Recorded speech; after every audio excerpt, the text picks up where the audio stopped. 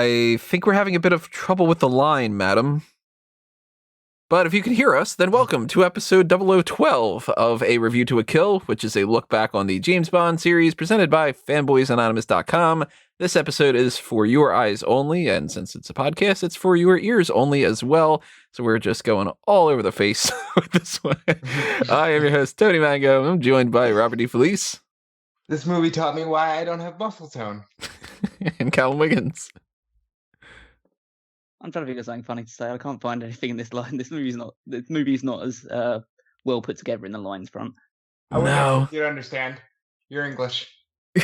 It really isn't. And to be perfectly honest, the only option I had for like a funny intro that I couldn't think of was the name's Bland, James Bland.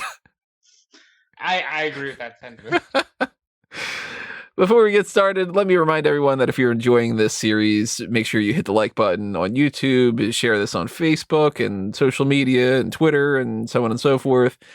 Subscribe to the channel if you haven't done that already. Follow us on Facebook and Twitter as well. Hit that notification bell. That way you know when these videos and other things get posted. Help us grow and, do things like join the YouTube membership side of things. The Patreon is another way that you can show us some love.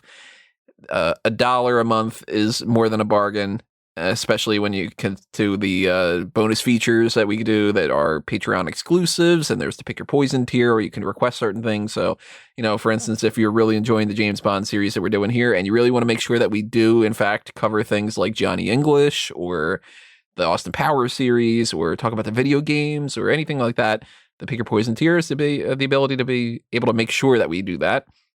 And the more support in general that we have, the more content that we can bring you guys. So if you like what you see here on the site and the channel, make sure that you take advantage of those kind of ways to let us know that you feel that way. Also, leave a comment, tweet at us, so on and so forth. Tell us your thoughts on the movie. Tell us your thoughts on our thoughts on the movie, and everything else that goes along with that, the whole thing. So long story short, I always want to like this movie, and I can see some serious potential behind it, but I just do not like it. And I think that every element of it is entirely forgettable, from the main girl to the main villain to the action sequences. I'll spoil something for the end here. This gets a thumbs down from me in every single aspect. For the most part, because the only parts that aren't bland are things that are deliberately over the top, and not in like a fun and entertaining way, but more about like it's fitting for the time, I guess, but it doesn't hold up, and it's a battle between either boring and forgettable or unforgettable for the wrong reasons, kind of. How are you guys in a general sort feeling about For Your Eyes Only? It's going to be forgotten. And for me, it was fine. I think we're firmly in the place of these Bond movies are no longer suave. They're very, very camp. And this one was good, but I'm really just excited to get through this next one and get to Dalton. Next two. You got two more, yeah. Damn. There's Octopussy and A Review to a Kill. How did I forget Octopussy? So this movie fights an uphill battle after an hour. An hour into it, and I'm thinking, oh my god, how does this get any worse? And frankly, at that point, it starts to pick up, and so it doesn't redeem it overall, but I think the final hour is far better than the first hour of the movie. Fully agreed. But some of that stuff in the first hour is just some of the worst shit that you would see in the entire franchise. Yeah. But I think some of the stuff towards the back end is actually pretty good. So I'm not like super down on it. It's definitely not gonna be near the top of my rankings. It's probably the weakest Moore movie so far, but I found things to enjoy out of it. Yeah, like I said, there's some potential here, and I think if this had been made with Dalton and a few years after it was made and given just a couple rewrites, it could be a damn good movie. but there's so many problems in it that just detract from it and make it one of my absolute least favorites. Like, this was one that I really, really wanted to revisit because I've only seen it a few times, because every time I've seen it, I've been like, yeah, I don't like it. And I was thinking, it's been at least 10 years since I've seen it. Maybe my tastes have matured. I mean, when you grow up, when you're a little kid, you don't like green beans. You want to just eat marshmallows and whatever. And eventually you go, all right, I'm an adult now. I'll like vegetables a lot more. And I was like, maybe this will be like my vegetable of the series, of like, my tastes have matured and now I can appreciate it a little bit better.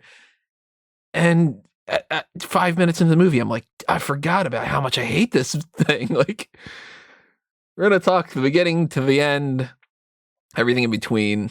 And let's start off with the foreign language titles, because that's always something kind of funny.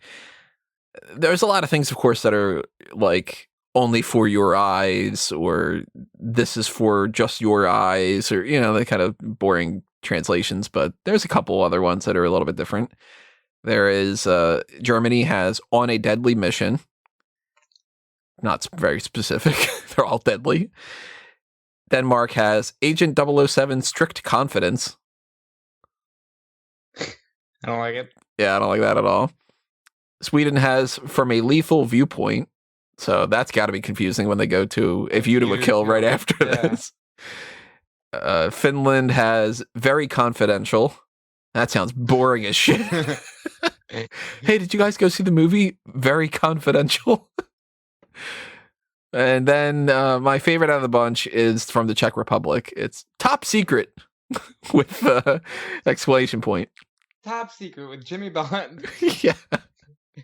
It just makes me think of this dude from Ancient Aliens called David Childress, who he's got the best voice in that whole show. I don't know if you guys have seen Ancient Aliens, but there's the guy Giorgio Tsoukalos, who, like, everybody has the meme of, like, his hands are out and it's like, I'm not saying aliens, but aliens, that kind of thing. But the David Childress dude, he always says things with like a oi kind of noise. So if he says like some kind of ship in the sky, he'll be like, some kind of ship in the sky, kind of a thing. But there's this one clip of him and he's just like, top scientists, and he's like flipping out. So I'm just thinking, Top Secret. Like, yeah, I want the David Childress version of this movie. I think it'd be a lot more entertaining. The WikiQuote taglines, at least according to WikiQuote, I should say, these are how they were trying to pitch the movie to get people to watch, selling the movie based off of these ideas. Bond has everything. James Bond let me redo that. Bond has everything. James Bond Agent 007 is back. I think that's so bland. Is that it? There's anything about the movie. But No, it doesn't. Everything. He owns space, guys. That's right. Yeah, Everything. space is Bond's now. Forgot about that. Bond has everything. James Bond Agent 007 is back. Including space. There's Bond for Thrills in For Your Eyes Only. What's that supposed to mean? What sort of phrase is that lampoon? I have no idea. Bond for Thrills. It's like the only play on words when they just let's put the word Bond in front of it, and just like, okay, what's it trying to say? Yeah, just Bond, yes. That's all. Doesn't that come off as more like a political campaign? Bond for Thrills in For Your Eyes Only. Like, vote for or like Bond for mayor in 2020 or something. Bond for thrills. Nixon hates thrills. Yeah. Come on. Vote for Bond and For Your Eyes Only. One of them's just, my name is Bond, James Bond. Like, you're 12 movies in now, we know that. One of them's the new Bond apostrophe 81. What the fuck? How is that a tagline? It's not even a new Bond. It's the same Bond we've had for the past 4 movies. Yup. 2 movies later, you're going to get a new Bond. And this is the new Bond 81. So this is just literally them saying, here's another. Well, realistically, it's not the new Bond because Never Say Never Again has come out, and that's the new Bond. There's also Bond for the ladies and For Your Eyes Only. So he's also for thrills and for the ladies. Good, he has both. I'm glad. And there's Bond at his best and There's Nobody Better. So they just are thinking 2 movies ago for Nobody Does It Better. And no one comes close to James Bond 007. Well, at least Melina does. And plenty of people try.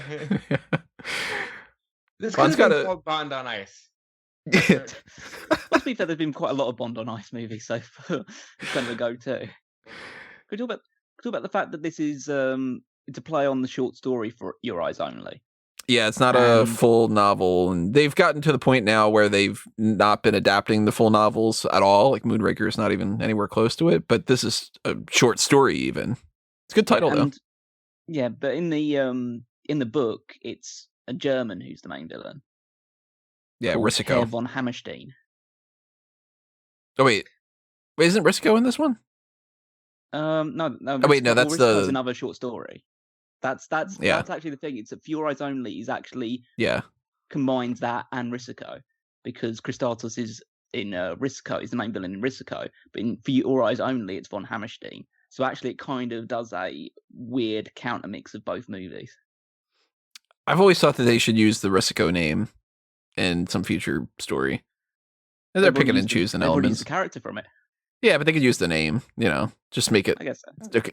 Like Die Another Day. We're gonna get Colonel Suntan Moon is a character, and there's a book not by Ian Fleming but by Kingsley Amis, I think, named Colonel Sun. So they took like that and they just added a little bit to it, switch it up. But yeah, this is when we're getting into like some of the next stories. Like The Living Daylights is a short story. It's Octopussy and the Living Daylights. So like Octopussy comes from that, and there's For the Property of a Lady and the Hildebrand Rarity and some different elements. Sort of some of the Quantum of future Solace is movies. one in this connection as well. Yeah, like Quantum of Solace, the story I think is like Bond's eating dinner and talking to someone, and that's it. That'd be a great movie. It probably would have been better than the movie. Bond is back. Dinner. Dinner. The new Dinner's Bond. not that- Bond for dinners in Quantum of Solace. Nixon hates dinner. So make Bond in for dinners. So everybody Bond talks on a about this plane. movie being a more serious film, and I think that sometimes the word grounded is mistaken for serious, because it's certainly more grounded than like Moonraker. I mean, Bond's not in space in this one, so technically it's more grounded, but it's definitely still silly. Like, there are moments in this that are just as much of a farce as the other Moore films. Oh yeah, I'd say there are elements of it that are more grounded in reality, as you say, and maybe could be deemed to be more serious. And yeah, I think the general flow of the movie feels more serious and it feels more straight laced than the other bits. But then it's bookended by 2 of the most bizarre things in the entire franchise so far, which is that opening section and then the fake Margaret Thatcher at the end. Mm. So it's like, it kind of, like, there are parts in it which are completely farcical, but it seems like it's trying to tell a real story in between 2. I almost equate, and I'm going to talk about it a little bit more, but I equate the opening as like one of those like little animations you get for a Pixar movie. Yeah, I can see that. It's like, oh, Bond, you do this little short story where it just does absolutely nothing to do with the actual movie as well, and it's just a little funny, oh, imagine if Bond did this type thing. Yeah, it's kind of like you go to see, I don't know, an Incredibles movie, and then before that, you've got Wally's Adventure, where he's doing something completely unrelated. Mm. Actually, before the Incredibles movie, the Incredibles 2, there was that Bow story, and I liked that even better than Incredibles 2. I was like, this is great. That was good. The lava one, the volcanoes. I enjoyed that one. I believe it was before Inside Out. The singing Yeah, the single volcanoes. ones from Hawaii or whatever. Yeah, they're See, very I've always gone back to the I can't remember what the guy's name is, but that chess game before A Bug's Life. Oh yeah, I remember that one. I think my favorite. We're just talking about completely different Pixar Yeah. things, but I think my favorite's Paperman. that came before Wreck-It Ralph, if I remember correctly.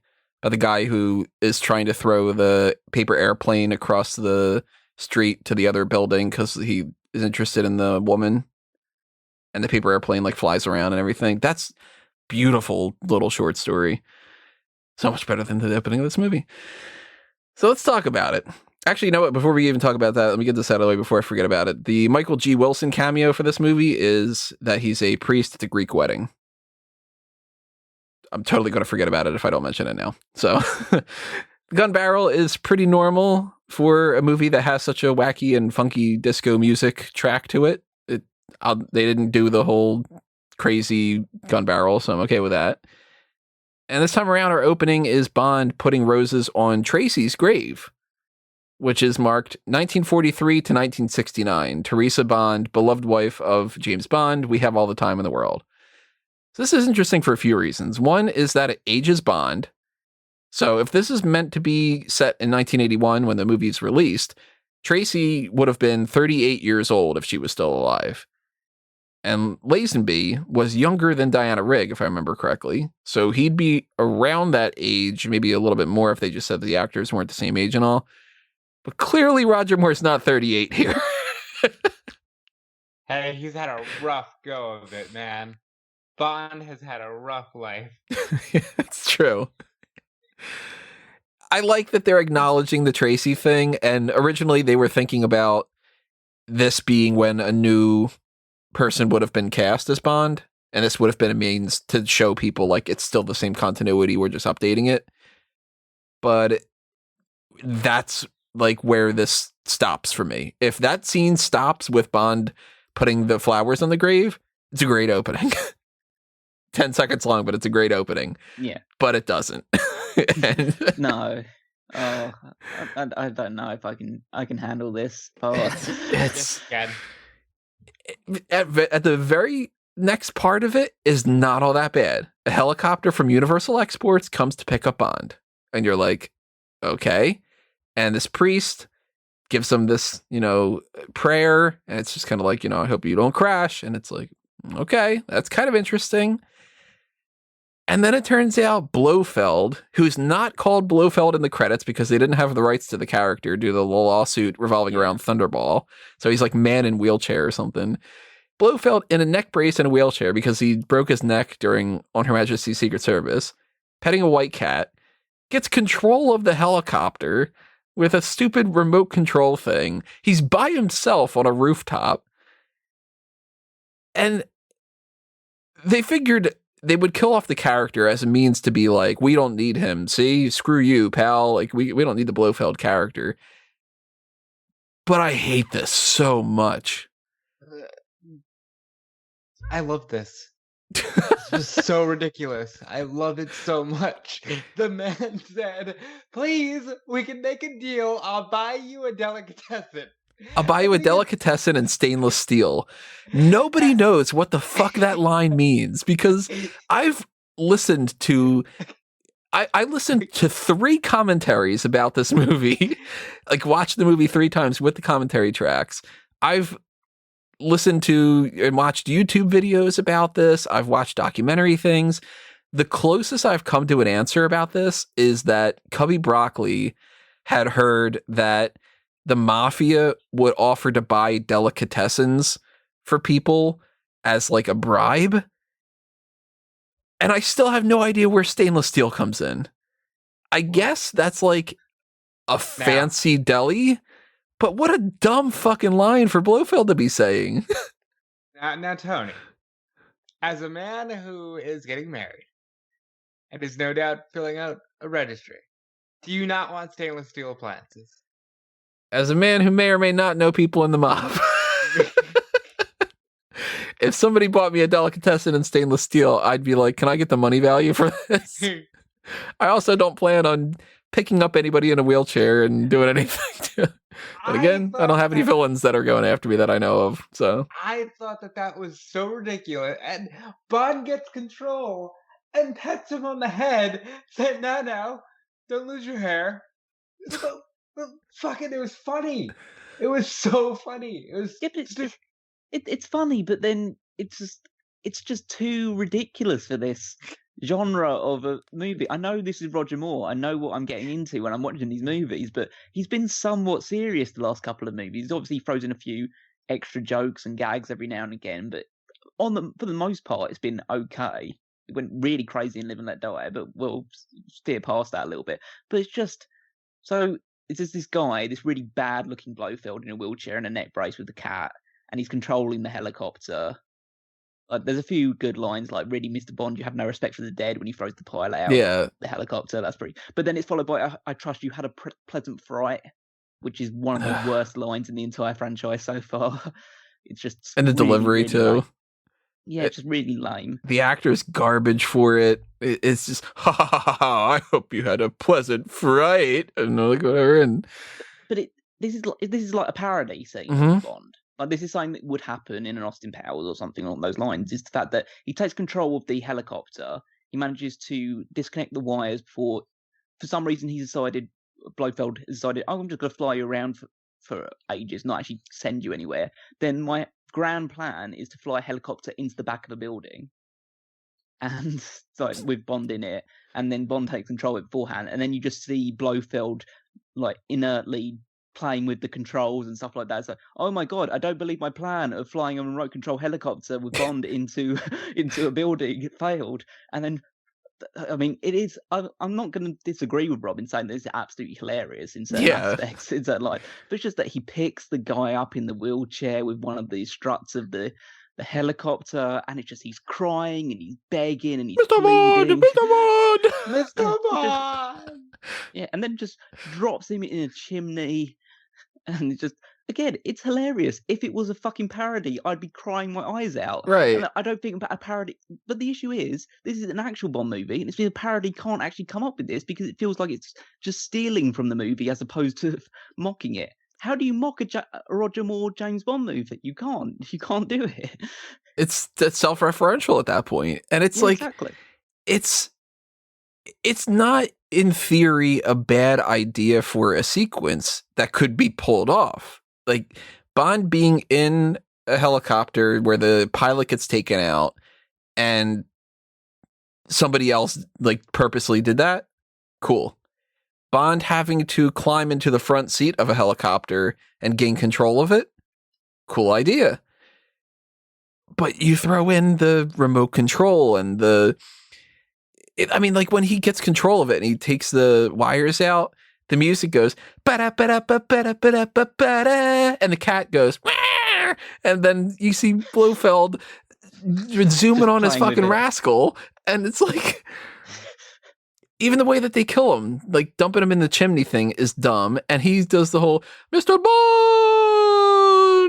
Bond. It's so dumb. It's a clean sweep. Just don't get me wrong. It's like I was the guy that loved more than anything else on Her Majesty's Secret Service the shot of the guy falling off the cliff for about 10 minutes. That's great though. Yeah, but it's just that this is so wacky and it plays absolutely no part in the story going forward. It's not even like it doesn't even play a part in going into the intro because it just hard cuts to the intro off this. Just that they decided, hey, wouldn't this be funny? And they decided to do this as the opening. Mm-hmm. Yeah, it not only has nothing to do with the intro, it has nothing to do with the movie. No. There's no part of this that has anything to do with the movie. They never call back to it. Blofeld's not a part of the plot.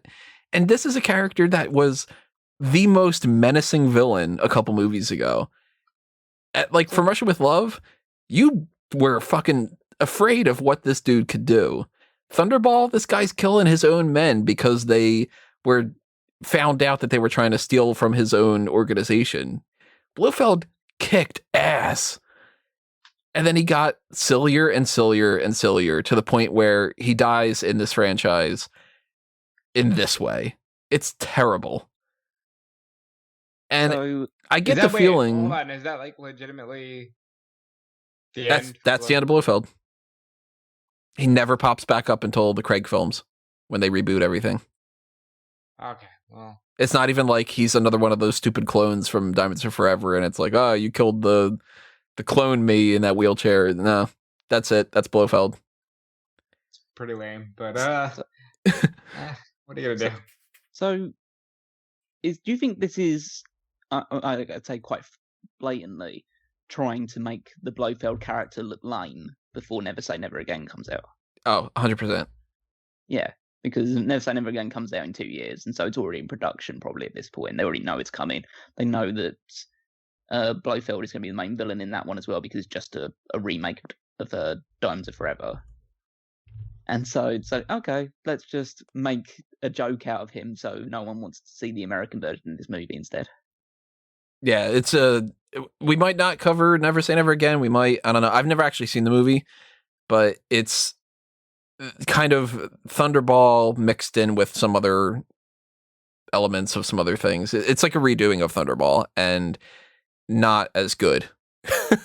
Because Well, if you've never seen it, then I'd like to, because it'd be fun to see a movie that you've never seen. I've never seen it, but I've seen bits and pieces of every part of it. Like, I've never actually sat down and watched it, but I know that there's like an extended sequence of Bond playing basically Battleship. Like, he's playing a video game. Not Bingo? Not Bingo either. Check out the Falcon and Winter Soldier bonus features, everybody. The it's just, this is just terrible. And I get the feeling that when they were making this, they were like, hey, let's try to do On Her Majesty's Secret Service. Because there's a lot in this movie that is a callback or a reference or similar to On Her Majesty's Secret Service, just not as good. And if you remember, I don't like On Her Majesty's Secret Service. But I'll read this off from, I think it was the IMDb page.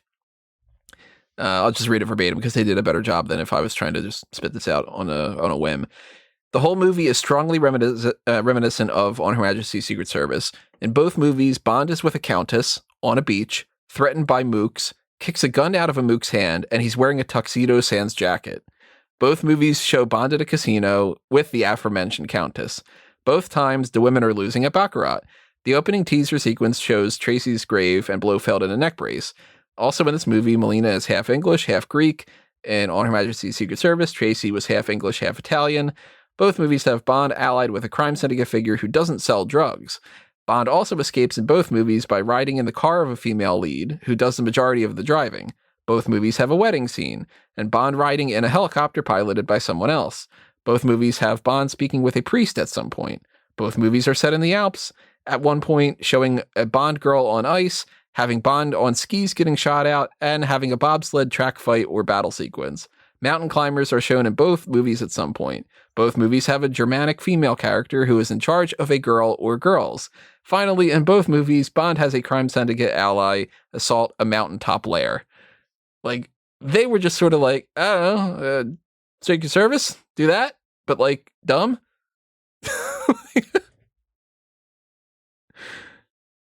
So yeah, that sounds about right. If you listened to my review of On Her Majesty's Secret Service, the only one that I have ranked higher or ranked lower than that is Diamonds Are Forever because of how dumb it is. So I'm not going to spoil too much here, but if this is On Her Majesty's Secret Service but dumb, and the only thing below On Her Majesty's Secret Service is the dumbest out of all of them, it's smack dab between the two of them for me. And this opening is indicative of exactly why. It's such a terrible way to open up this movie. And if you cut that and you start with the movie beginning that they were originally going to start with, it's not as bad. But we have to go through the opening title sequence and everything before we get to that point. So let's talk about our main theme. I sent you guys in the chat a link to an alternate Bond theme.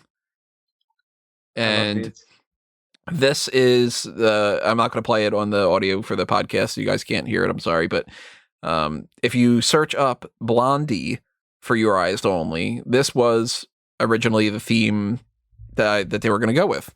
And I think it is awesome. It's catchy. It's got a good rhythm to it. It's not my favorite out of all the themes, and it's not an official Bond theme because they didn't go with it. But I like the Blondie theme much better. But I think For Your Eyes Only by Sheena Easton is a pretty damn good song. It's on the low end, but it's a good song. See, I disagree completely. It's definitely like, it didn't strike me. I didn't like it at all. I just was like, let's skip past these opening credits. you know, the music has been some of my favorite stuff, but this wasn't it. The Blondie theme sounds much better, honestly. How about you, Callum? Where's For Your Eyes Only going? I love this song. I just adore Sheena Easton's voice, and I feel like I mean I'm a big fan of to an extent of these credits because they do the unique thing of having Sheena Easton in it. Yeah, it's the first time that they actually show the person singing the song. Is it the only time they do it? I think it might. Yeah, you know what? Because I don't remember like Madonna popping up or. No, and if Madonna didn't turn up, then nobody's done it since then. So Yeah. But What are you saying about Madonna? you know what I'm saying about Madonna. Oh, Madonna does get a cameo in that movie, and she does get a dick joke. So, I mean, this is very indicative of the more style ones, the more romantic based, yeah, like Bond thing. But I think that it's really good. I wouldn't class it as a Bond one. The Blondie one is more of what I would class as an atypical Bond theme song. So that has that working against it. But yeah, I don't know. I listen to it and I just like the little sound effects at the start of it before she starts singing. And it's slow and it's deliberate, but I feel like it's pretty good. It's one of those songs that I like as a song more than I like as a Bond theme. Because it's just a good song, you know. It's catchy. Yeah. It's got a nice feel to it, you know. It's a pretty song, and the lyrics aren't bad or anything weird. It's not trying to get a little bit too oddball with, you know, like The Man with the Golden Gun's like ridiculous. Yeah. I love The Man with the Golden Gun for how ridiculous it is, but this is very straightforward, you know. For Your Eyes Only for You. I like the romantic side of things because there are multiple different types of Bond themes. There's the more aggressive, like You Know My Name type ones. There's the more romantic ones, Nobody Does It Better, or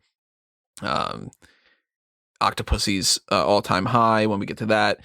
And then there's the ones that are just flat out like spy theme type ones. And I do like the song a lot. I think that the visuals are kind of bland because it is mostly just Sheena Easton with some silhouettes over her face and everything. Yeah. She is gorgeous, so I don't complain about that too much. And she's, so I don't complain about that side of it too much. What I do complain about, and this has happened in a lot of credits, or opening credits, but I think this is the most egregious example here of the one silhouette splitting into two silhouettes. Yeah. And it is so fucking obvious when the split happens, and they I don't know why they keep going back to it because they've never done it seamlessly at this point. They don't have the technology to do it seamlessly, and yet they still think that it's a cool spot to do. Yeah. And the way that they did some of this stuff is really, it's not funny, but it's funny. So yeah, Sheena Easton, very pretty girl. And I forget if it was Cubby Broccoli or if it was somebody else. I think it was Broccoli, where part of the reason that she got the gig was because she's good looking. And they just sort of like, you know, like, oh, wow, she's like this really attractive woman. Let's put her in the thing and everything. And the way that they did this whole shot of her face and everything, weirdly enough, was to rig a metal clamp to her head that they hid within her hair, so that she couldn't move her head a fraction of an inch because it would be a blurry picture. So she's gone on record saying that this was like super painful. Yeah, I can't fucking imagine why. Yeah, like we're gonna clamp your head to not move. Can you pretend like you're in the middle of this power ballad kind of thing? This is just as bad as the fucking bird from Moonraker. At least she's got the ability to say no. The birds are just like, glue the damn thing. That makes it worse. For a movie like For Your Eyes Only, though, no eye imagery in this. No, like, cool shots of eyeballs. We eventually get them. It's just underwater stuff, right? Yeah, it's Thunderball stuff. Yeah, because it's a lot of it's going to be underwater, as it would. I would totally not disagree with anyone that would say that this is boring as an intro goes. It's very, very deliberate and slow and nothing out. The only thing that's out of the ordinary and unique about it is the fact that Sheena Easton is there. And that's the only thing really that it has going for it in terms of being unique. Again, it harks back to the whole idea that this is a bland movie. and it's easily forgotten about. Because nobody's going to go, remember those really cool opening titles of that? People go, oh yeah, it's Sheena Easton. And that's it. Nobody's going to remember anything other than that it's Sheena Easton. And even the title sequences when it comes to that, there's a story on one of the commentaries that I thought was kind of funny where Maurice Bender, the one who does the opening titles, when they were producing the song for this, he was like, oh, I'm so happy that you're finally giving me a theme that the title of the movie comes very early, because the last bunch of movies, you've been giving me these themes where it pops up way afterward, and I can never cut it to the beginning where the title pops up when they say it. And they didn't.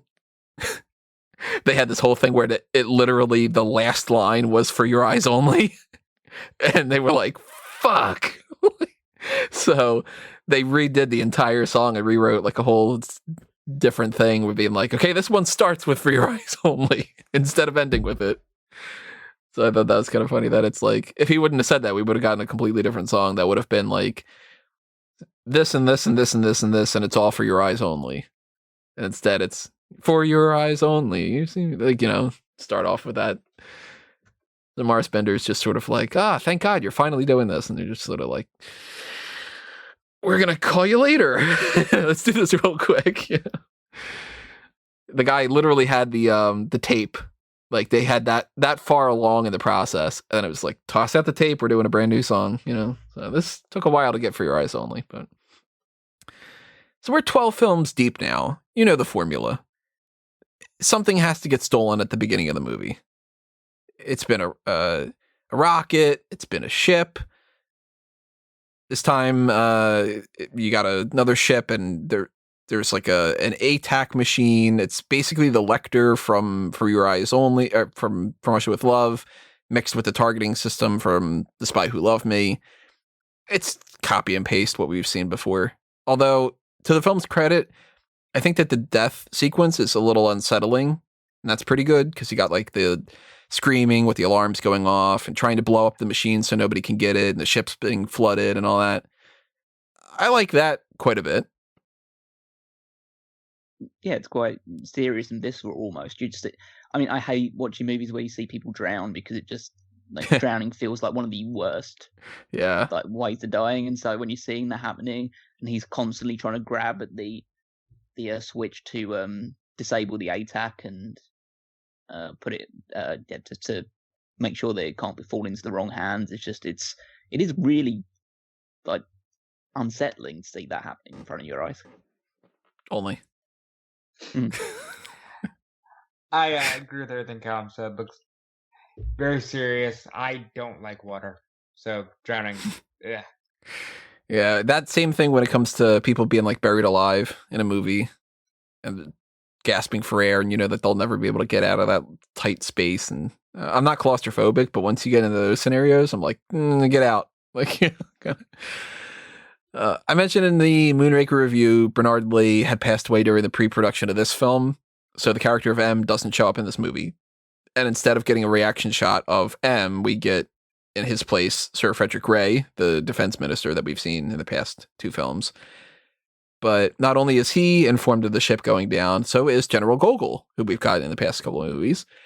And he wants to retrieve the ATAC from it, but he makes it a point to be like, hey, look, don't like go after it, but if we happen to come across it, pretty dope, right? So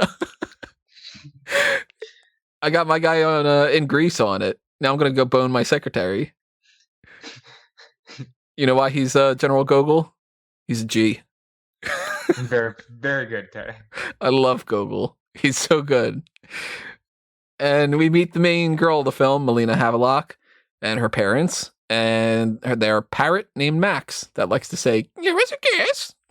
And I hate Max. Do you? Yeah, not a fan of Max in this movie.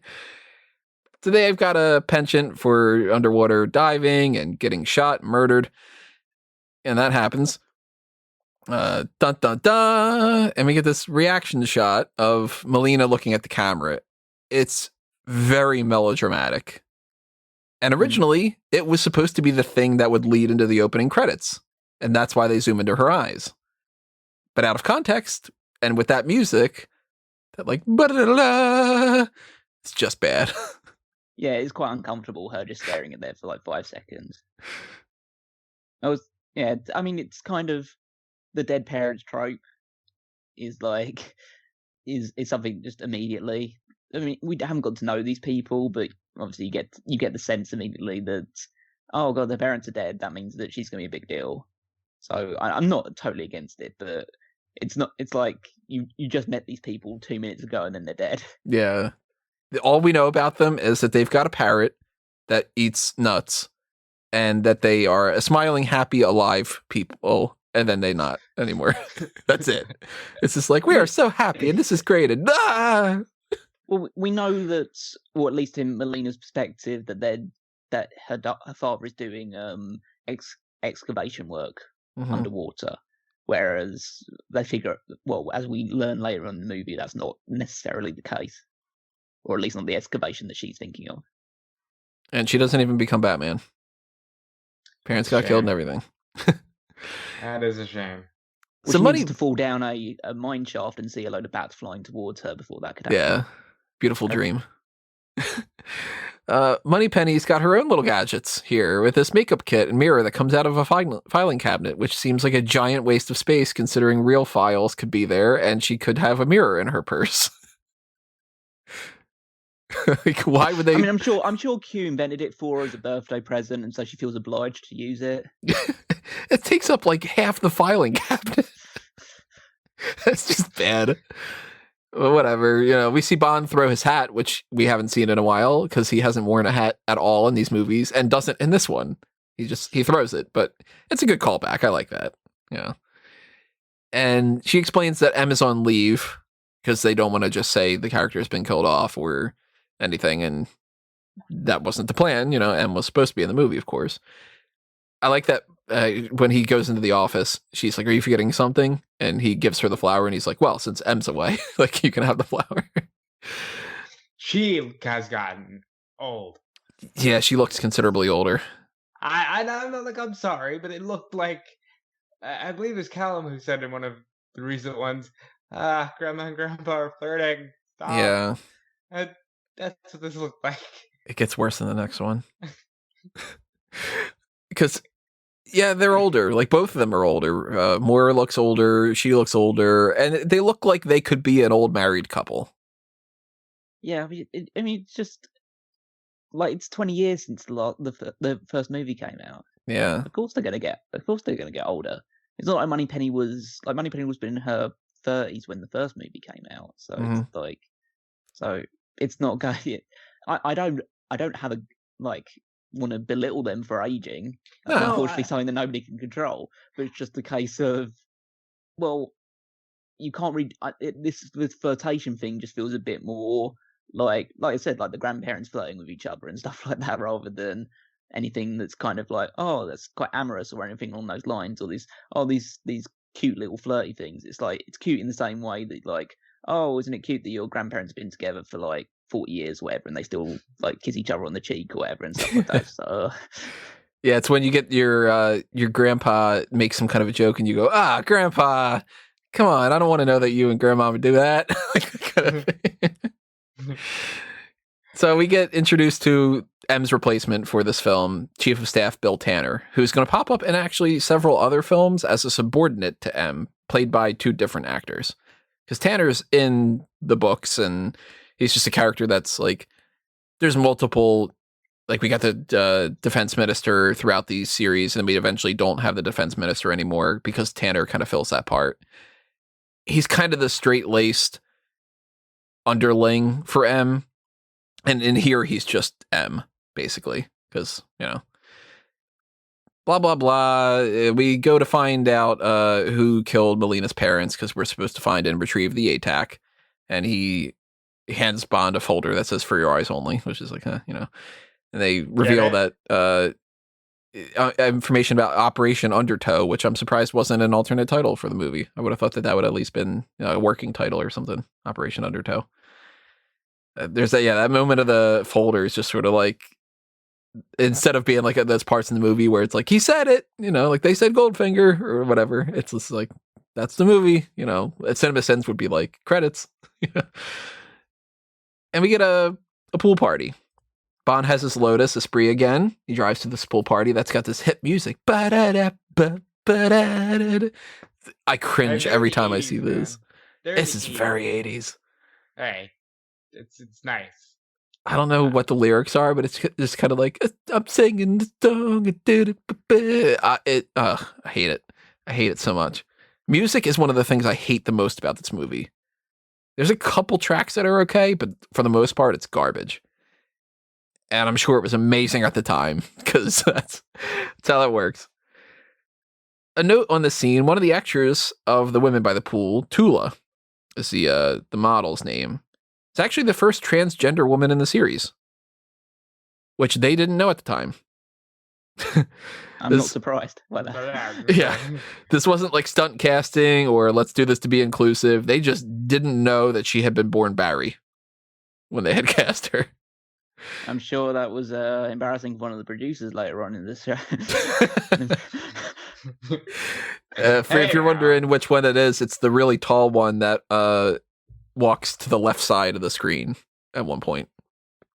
And a bunch of hoopla was made out of like, we got this one from this model from this area and this model from this area. And it's like, I think between them, they spoke like 9 languages or something. So they went out of their way to like spend a lot of time and effort casting these models that are just hanging around and serve no purpose. I don't know why they would have bothered that much. You gotta have fun when they stop filming, Tony. Well, you got that music too, that Bossa Nova music or whatever it would be. Bond spotted. The guy he's after, Gonzalez, has this line that I think is terrible. License to kill or be killed. It seems like that guy's got a license to get killed because he does. He literally does. He's diving off the board and he gets shot with an arrow by Melina.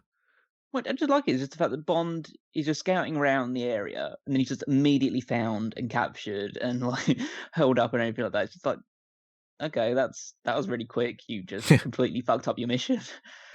What if they just shot him? That's how the Bond series ends.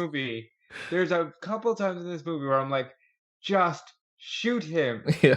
He's right there. You both have guns. Do it. Do the deed. Like, what are you doing?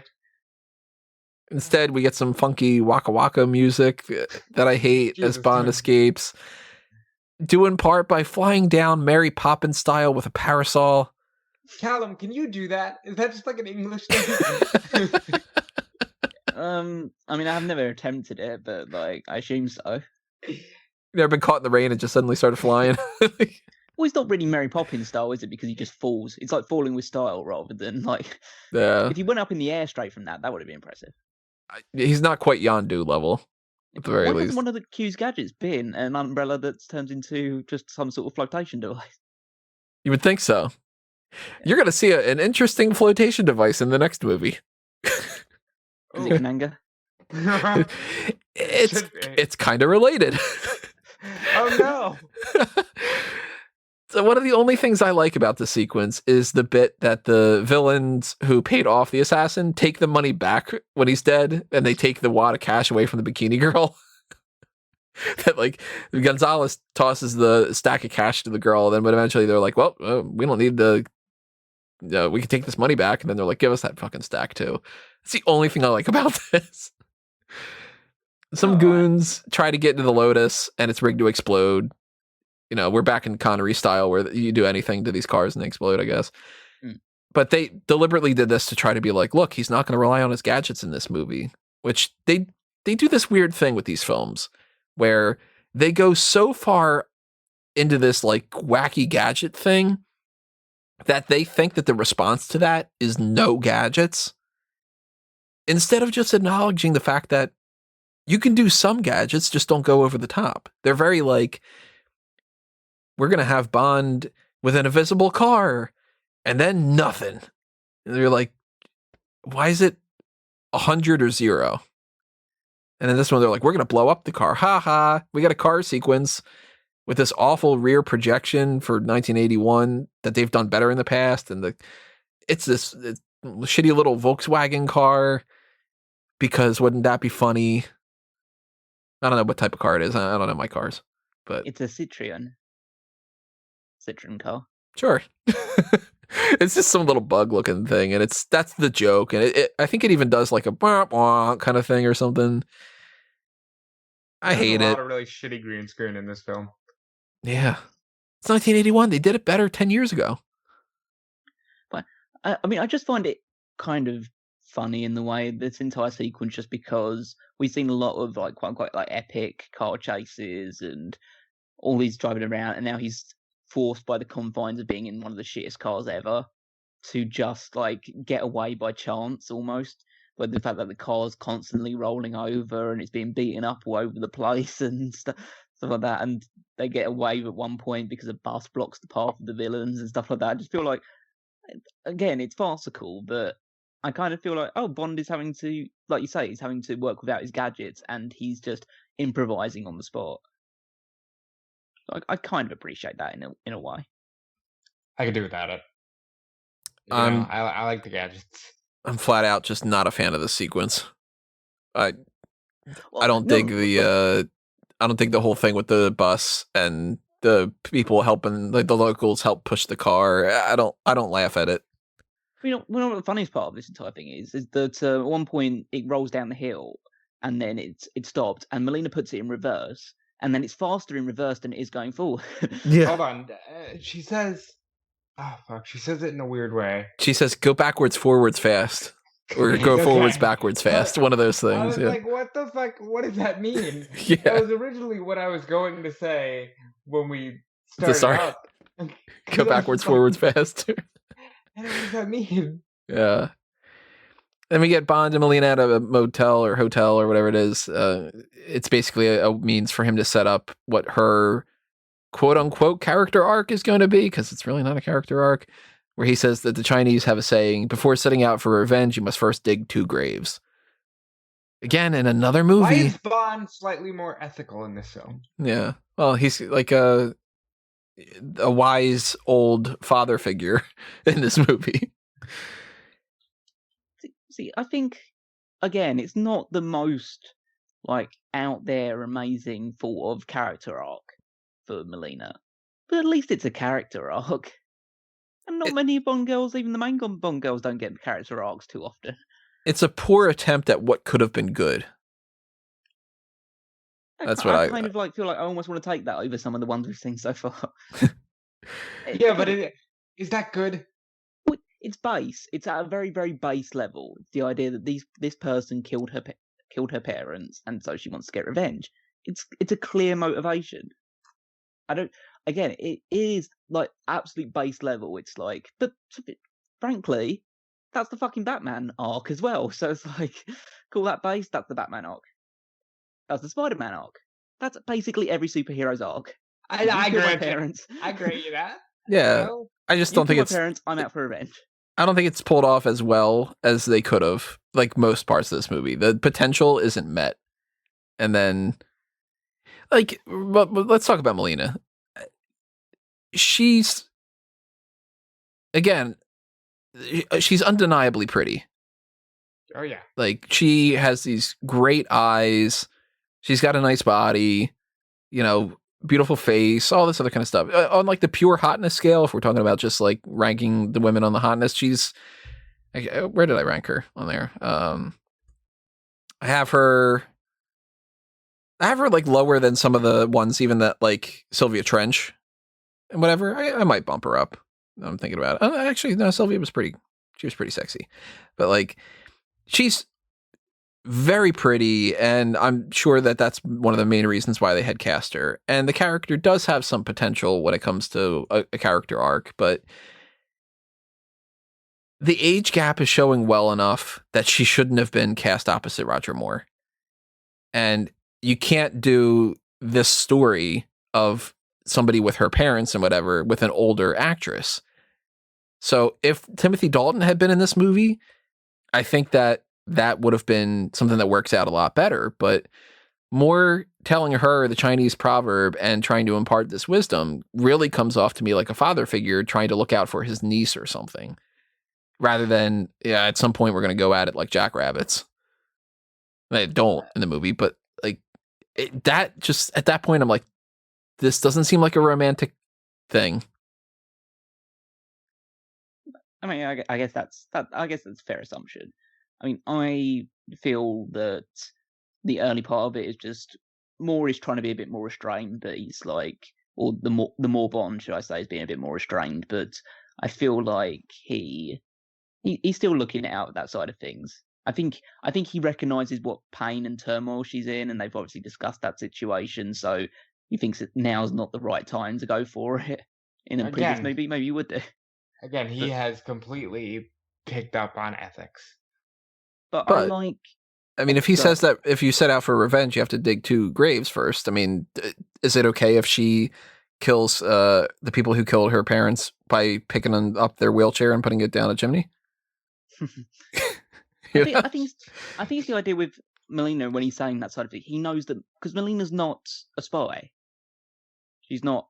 Obviously, well, as we find out in the movie, she's very capable and she's very like resourceful. So that's a plus side. But as far as he's concerned, she's just a civilian who just got caught up in all this thing that's completely out of her control, and so he doesn't want to see her get killed. That's why Right. he gives her the advice. If it was somebody else who, like if it's Anya, for instance, he knows that Anya can handle herself, so he's not going to be as forthright about it. But this is just, as far as he's concerned, it's the daughter of the guy that got killed earlier on that he's aware of, and he doesn't want to see her die because he doesn't know how capable she is. Yeah, like the sentiment's not bad. I just think that when you have the age gap between Carol Bouquet and Roger Moore, it comes off more like a fatherly figure thing. No, I totally understand, and that's that's the issue of deciding to cast a 60-year-old man in Right. in this lead role still. But blame the casting on that rather than Yeah, I Yeah. blame the casting more than the characters, but the casting obviously plays into that. the new Bond 81. Mm. He might be 81 years old, but it's But he has I face. do like Melina though. I think that she is very, and not even just in the looks department. I think that again, I can understand people taking the perspective that she's bland, and she doesn't have much of a overarching backstory or character. But I feel like she's strong, and she's present throughout the entire movie for the most part. Mhm. She's. I'm enjoying the fact in a lot of these movies that I was missing in the original Bond movies is the fact that they're actually giving these women screen time, and they're giving them, again, maybe the personality or the arc isn't the most revolutionary ever, but at least it's something. So They're learning. I always see, Yeah. so I see signs of progression. Like I'm seeing the evolution to the point where we do get people like Vesper Lind and stuff like that in the future movies. It's like you're seeing the progression right now, and they're definitely not there yet, but I appreciate it for the most part. So she says that she's half Greek. Insert joke about her relationship with Bond, if you catch my drift, and that the Greek always avenge their loved ones, like Electra, and we'll kind of call back to that at some point. Not in this movie, but in another one. And he's English, so he wouldn't understand. I speak English. Even the way that he's dressed is like an old man on this vacation to Disney kind of thing. He's got this zip-up windbreaker jacket made out of what I'm assuming is like that water-resistant material that old people tend to like, you know. I'm expecting Bond at this point to say, like, here's another neat saying, the early bird gets the worm. If we hurry up, we could get the 3 p.m. dinner sale at IHOP. It's just kind of... I'm not into that, and we're going to call back to the age multiple other times throughout this. Here's a weird sequence. Tanner and Sir Frederick Grey talk to Bond, and they're basically like, come on, Bond, use the identigraph, you fucking idiot. Like, They're really unlikable and foppish. They really are, especially Tanner. Like, I know we obviously had a lot of fun in the past about talking about how M just wanted to like seemingly murder Bond in certain parts of the movie, but he did it with a certain level of charm and grace. These two are just like, oh, Bond, what are you doing, Bond, go use the identigraph, Bond. Just don't muck it up this time and whatever. And yeah. At least Bond has a reaction of just like, shut the fuck up, basically the way that he looks at them. Yeah. Yeah, So I don't like these guys. It's time for a Q Branch scene with some of those like hijinks. We got a fake broken arm cast that springs out where it decapitates a dummy's head. And that guy is Q's assistant, Smithers, played by Jeremy Bulloch, who was the original Boba Fett in Star Wars. One of the good ones, Empire Strikes Back, the good Empire. Smithers. Rather than when the Empire struck back again and the sequel trilogy rendered 6 films completely pointless. Last Jedi sucked. So, So lost in that was Callum saying Smithers, which I enjoyed. Holy shit, Tony, you really hate that sequel trilogy, Jesus. It sucks. By the way, we're recording this on March 22nd. So I can't imagine that by the time you guys are hearing this, my opinions will change about Last Jedi. Maybe they will. God knows how. But Smithers pops up again in the next movie. They were trying to make like a little bit of a recurring little sidekick kind of thing. And I kind of like Smithers. He's just the guy that's going to be testing out some stuff. And it's kind of fun that, this casted like, how's the arm or whatever, like bang, decapitates a dummy. It's fun. There's also Bond quips that the cast will come in handy. Like, you didn't try hard, but it's good. And there's a trick umbrella that collapses blades onto the wearer, and Bond says, "Stinging in the rain." And Q's like, "Knock it the fuck off," basically. Okay. What is the purpose of that? I can't imagine that there's a scenario where that works, because you'd have to give an umbrella to your enemy, and it would have to rain.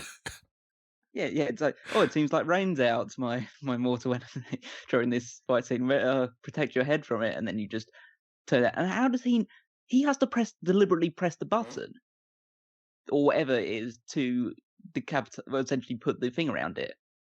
Is it like some sort of remote control thing, or is it? No, the woman puts the water on it, and that activates it. So essentially, you could be like a spy could be just holding it, waiting to give it to his guy, and like he thinks rain's about to come, and then somebody just accidentally drops a bucket of water over the top of him, and he's just decapitated next to it. Yep. It's one of the stupidest gadgets. Even the ones that don't, like that tray that slides across the table and decapitates somebody, at least that you're not going to be like, uh-oh, like it started spitting rain and we're screwed and now we get decapitated. This time, yeah. So there's no wonder that doesn't pop up later on in another movie. Bond has better use using an umbrella to parachute himself down than he does with that. That's why they don't have the flight Mary Poppins ones, because they're working on ones that stab you in the neck. I do like the little bit where Q punches on the keypad to the identigraph and it goes, "Nobody does it." And then Bond just goes, "Better." And then smirks. I like that a little bit. And Q is just, he's had it with Bond here. Yeah. Why can't I just have a serious person? 008 would have been serious. Yeah, 008 knows what he's like how to do his job more efficiently and everything. 008's great. Never pops up in the movies, but this identigraph is a computerized version of a police sketch artist type tool. It's still in the experimental phase, despite how Q explained this to Bond apparently 5 times. And boy, is it outdated as far as technology goes. God damn. You don't like the Etch-a-Sketch? Time to nitpick quite a bit. Within about 10 seconds, even with Q fucking up a couple times and giving him a banana instead of a nose and all that other kind of stuff, which they make the joke like 6 times where Bond is like, oval glasses and he's like, whoops, up, whoops, up, whoops, I did that. Come on, Bond and Q, like, figure this shit out. But 10 seconds later, they basically have the appearance of the guy. And the movie cuts. And it acts like there's this massive passage of time because they've taken their jackets off. They're done drinking some coffee, and Q's assistant brings them some more. Everybody's left. The lights are out. Q says he'll lock up. If they got that far in 10 seconds, what took them the next couple of hours? He barely looks different. And they don't even have the hair color and the eye color that they've already done. So did they like fuck up for 2 hours or something? No wonder Tanner's all mad. See, I think that they did it in an hour, but then Q forgot to save it. Yeah. So they had to do it all over again. Turned them all into a banana, I guess. Yeah. But it is just sort of, it reminds me of like one of those, like, because you can see like the those terrible police sketches that you can like artist impressions and stuff like that. Like one of those ones where it's like a guy's face and he's got a cabbage on top of his head instead. Yeah. Something like that. Just okay. This is very rudimentary, but we're supposed to believe it's very high tech. And I guess for 81 it probably was, but it doesn't age well at all, like you said. They got the old school printer, where it's got like the bits on the side that you would have to rip off and everything. The computer tells them that the person's Emil Leopold Locke, and I forget, I didn't write it down, but it says something like, "This computer thanks you for using it," or something on the screen. Forget exactly what it was. This is polite. It's very yeah. I don't like the identigraph scene, and that's like our main Q thing. Technology, Tony. It's advancing. The new Bond, 81. 81. Bond has everything, including this. To be fair, it's better face scanner than most like NBA 2K games. That's true.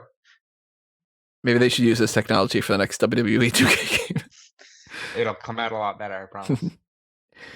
Let's meet our next couple of players. Bond bumps into this suspicious dude who's left him a message fogged up in his bathroom window, but he's cool. He's named Luigi, and he's unfortunately not wearing green suspenders or played by John Leguizamo or, shooting out fireballs or hanging around with a little mushroom dude, Exploring a haunted mansion. Yeah, none of that stuff. But he's Luigi.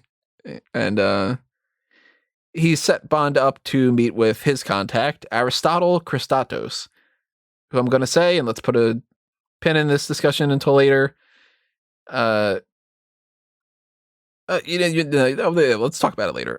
We have to talk about this Olympic ice skater he's sponsoring named BB Doll. Yes. For my taste, this is such a random ass decision to do this entire side plot. Yes. Why? Like, what?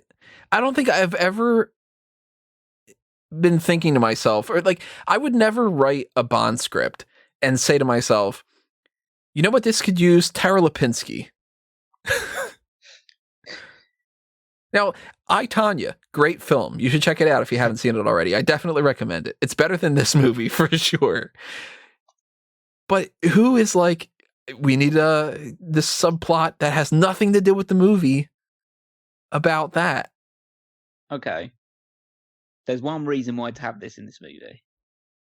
I wonder if you're going to say the same thing I say. And this is to demonstrate that Bond has limits. Yep. Yep. This was so much fun to watch Bond. Like, nope. We're not doing, no. Well, her character's 19, I believe, in the movie. She was originally written to be 16. Okay, that's what. So that is legal in the UK. I just want to say that out there. That is completely legal in the UK. Incredibly creepy, but they're still legal in the UK. She's 31 years younger than Roger Moore. And she's supposed to be immediately so smitten with him on pure looks alone that she's got a crush the moment she's seen him.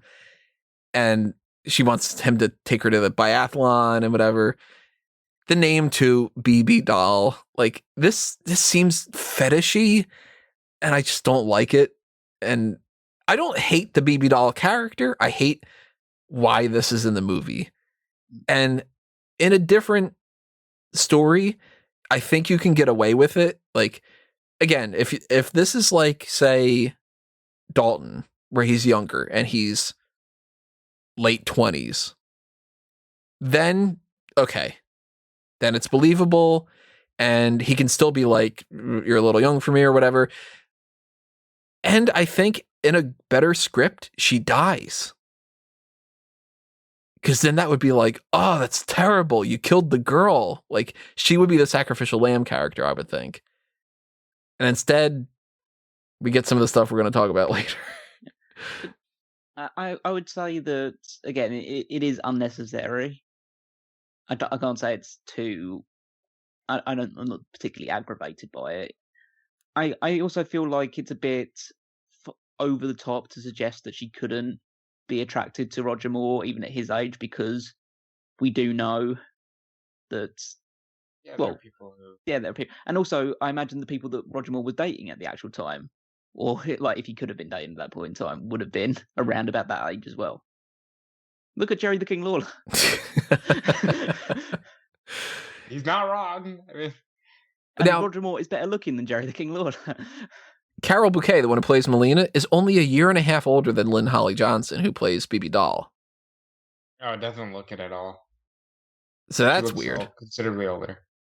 Thankfully, she looks a little bit older. It still seems like there's a big age difference, but it's nowhere near as much of an obvious age difference as with Bibi. I enjoyed this. I get what you're saying, but I enjoyed this because it was so much fun to watch Bond watch a young girl basically act the way he has for 12 films and just be completely like, no, you need to stop. There's a great sequence later. We'll get to it. Christados is giving out some information. The guy who Locke works for is Milos Colombo, who is known as the Dove in the Greek underworld. He's involved in drugs and contract murder and white slavery, which I didn't know until I looked it up. Doesn't mean literally white people as slaves in like a 180 twist from what you would normally think of. Apparently, white slavery at the time was a term that was a more PC way of saying the sex trade. Because I guess somebody decided, let's take these awful things and try to make them sound nicer for some fucking reason instead of just admitting how terrible it is. I mean, that is a very British trait. But like, and I don't know if white slavery sounds more fluffy than the sex trade. It just sounds like you're just enslaving people. It sounds They're all bad, if awful. not worse. Yeah, it's like. But like, why would it be like, we can't say that it's sex trade. So we're going to say Can't say sex. white slavery or whatever. That line struck me as weird. And then I was just like, I got to look this up and see what this is. And that's what it means. Aris doesn't shake Luigi's hand. Kind of a bad sign for his character, right? Kind of a dick. And then we get this action sequence where Bond asks this florist for some lilies a little bit later on when they're, doing some stuff. And I mentioned the fact that he spotted Melina in the town. That's the reason. right. And then there's this underrated funny moment where he basically says to Luigi, "I'll see you later," and Luigi just goes, "Okay," and then walks away. Yeah. Yeah, that's right. Luigi, I like Luigi. He's just a sort of like He's just there. this little Sancho Panza kind of guy. Like, Yeah. I'm Luigi. Cause like with that little reaction where he's like Bond, and he's like Ferrara. He goes James Bond, Luigi, or whatever. Like, the florist for that thing was a woman who won a contest to be a Bond girl, sponsored by Playboy. She's not really a Bond girl, but like we're not gonna put her in the Bond girl thing. But pretty girl. And they were like, you could be in the scene, whatever. And Bond asks for some lilies. They have this little action sequence that I'm not a huge fan of. But the dude crashes through the window, and I like that he's like, send the flowers to the funeral. That's the best line in the movie so far. Yep. Yeah. Melina and Bond start talking. He's like, what are you doing here? And she says, I got your telegram, but Bond didn't send one. So he basically does the whole like, sit down, Missy, you're going home type of dad thing. And it's somehow supposed to be romantic because they're on this horse and carriage ride. And the main theme plays and the driver's all like, amore, amore. There's bad rear projection again. Why do you need rear projection for something going so slow that isn't dangerous at all? You could film that. Maybe Moore was afraid of mooses. Or reindeer, whatever it was. I think it was a horse. Oh yeah, for One of those moose reindeer horse. because of the ice thing, yeah. But no, I can see the parental connotations to be taken out of this one. But Really? I just looked at it as Bond being the same kind of misogynistic person he's always been. In the last one, he went, a woman. I mean, like, this had the same vibes as a woman. I mean, I can see both ways. It's a case of like he is trying to just protect her, but you can take that as a parental vibe, mainly just due to the age difference between two actors involved. Mm-hmm. But yeah, you can take it as romantic as well if you just pretend that Moore is 20 years younger. Yeah, that's the age thing. Just keeps getting me in this movie. And that's an issue with, again, the casting just say, no, we don't want, we can't do this guy anymore. He's he's just too old, and they just can't bring themselves to say that yet.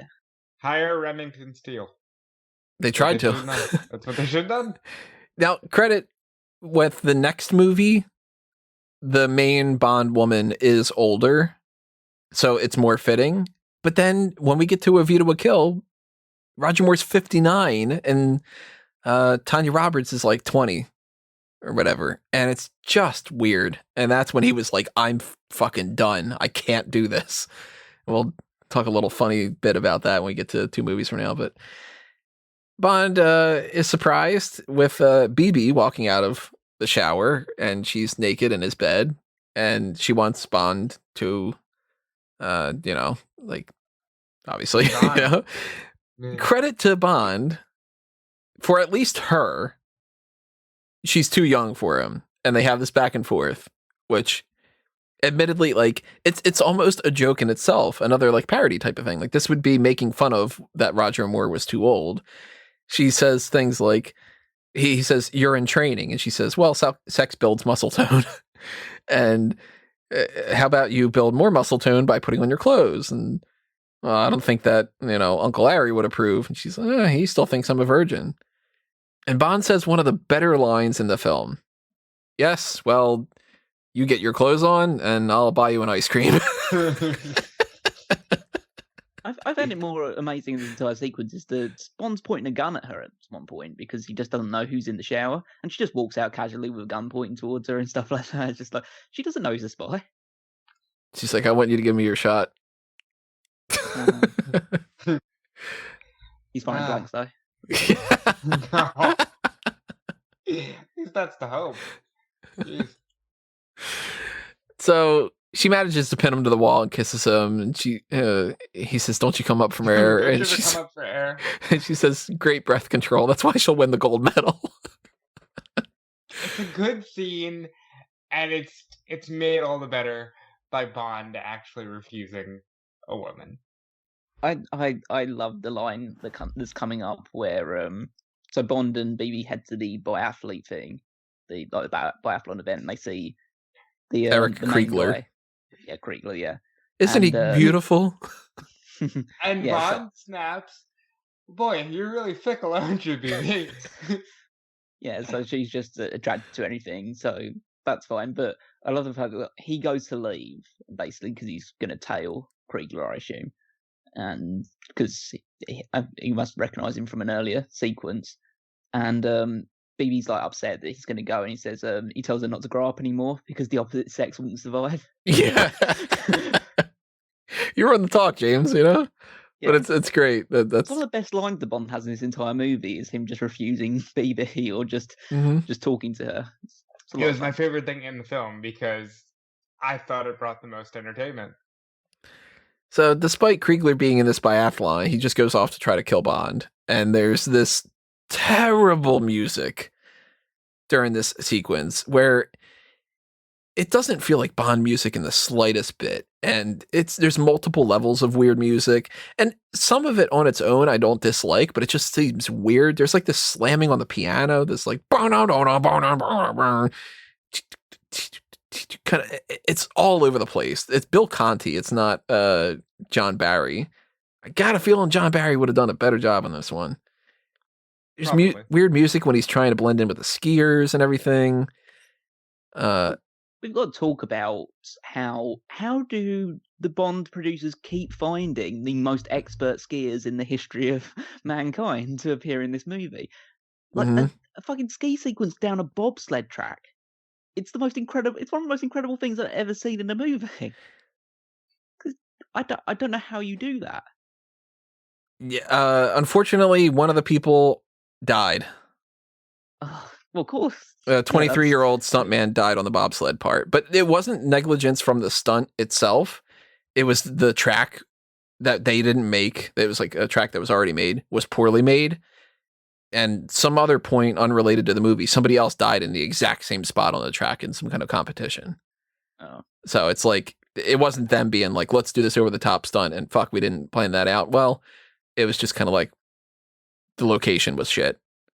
So yeah, somebody unfortunately died, but like some of the stuff's not bad. Like the ski sequence stuff is good. It's just got this terrible music that ruins it. It sounds more like a knockoff Sonic the Hedgehog level track than anything that should be in a Bond sequence.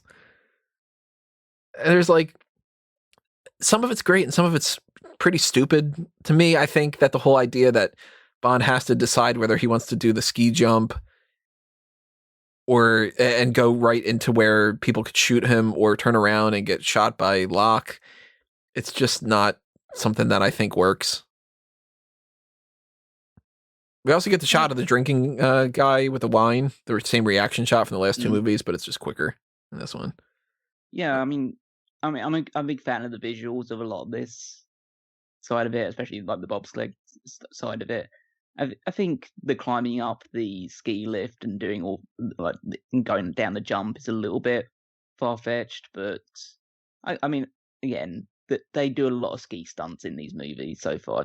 There's been at least 3 movies where they've done all this stuff, and I'm still pretty impressed by all of it. Mm-hmm. They're finding new ways of making that sequence interesting. Yeah, on paper the stuff works great, and the stunts great. Just the music throws me off. One of the goons, by the way, is Charles Dance, an actor that's been in a whole bunch of different things. He's just just like goon, Once is Game of Thrones, I believe. I know that he was in like I can't remember what character he is, but he was in the most recent like Godzilla movies. It's like one of the main villain things in that. He's a guy that's popped up in like a million things, and let me try to look up his thing because he's the guy that's like, it's Charles Dance. He's been in this and this and this and this and this, and so he's been in Alien 3, Last Action Hero, Gosford Park. Funnily enough, he plays Ian Fleming in a thing called GoldenEye: The Secret of Ian Fleming. Yeah. The Secret Life of Ian Fleming, should I say? But so he's Game of Thrones. He's Tywin Lannister. All of those ones. Yeah, he's going to be in the new Kingsman movie that's coming out in 30 years when movies come out, and he was in the TV show Mission Impossible at one point. Like he's just one of those guys like that you'd be like, I've seen that guy in something. This is his first movie. He's just guy tailing Bond. The whole thing with like Kriegler and the gun, and Kriegler picks up the motorcycle and tosses it. So he is the second, I believe, super strong, tall, muscular, blonde-haired German guy in a black skin-tight outfit that we've seen. I mean, I'm surprised there haven't been more. Yeah, there is going to be another one.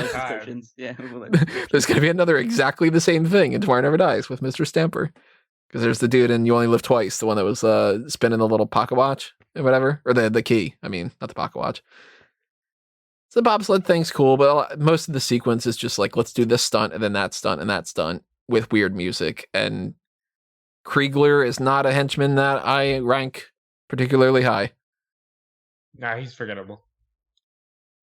But he doesn't really do much.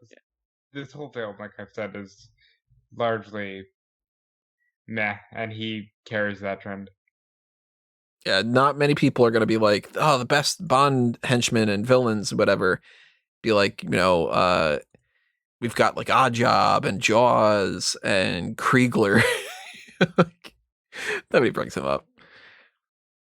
Then we get Bond asks BB for some info on Kriegler, and she says like nothing really. But she says that she could eat Bond up alive. And for whatever reason, we get a fight sequence with some hockey players. Yeah, Bond on ice. I mean, we get him hitting hitting one of them with Zamboni, and that's just funny. I mean, again, he gets a hat trick. It's way too over the top. Is the fact that every time one of them goes into the net, the buzzer goes off. Mm-hmm. It's just like, it's over the top. But that one, if that was it on its own, I'd find that hilarious. But it's just a bit too much still. And it goes straight into something super serious because Luigi's dead. It's like, goofy action sequence. Oh, by the way, the main ally's dead now. And we won't be seeing him again because he ran out of 1-Up. He doesn't have any mushrooms. Christ. Shame that shame Bond didn't have any mushrooms handy at that point. Yeah. No. Cigarettes, maybe. Do you think he's one of the ghosts haunting the mansion? Maybe. He's haunting Luigi. His full name is Luigi Boo Ferrara. Stop. So we get some romance stuff. Nothing too big or important. My only note.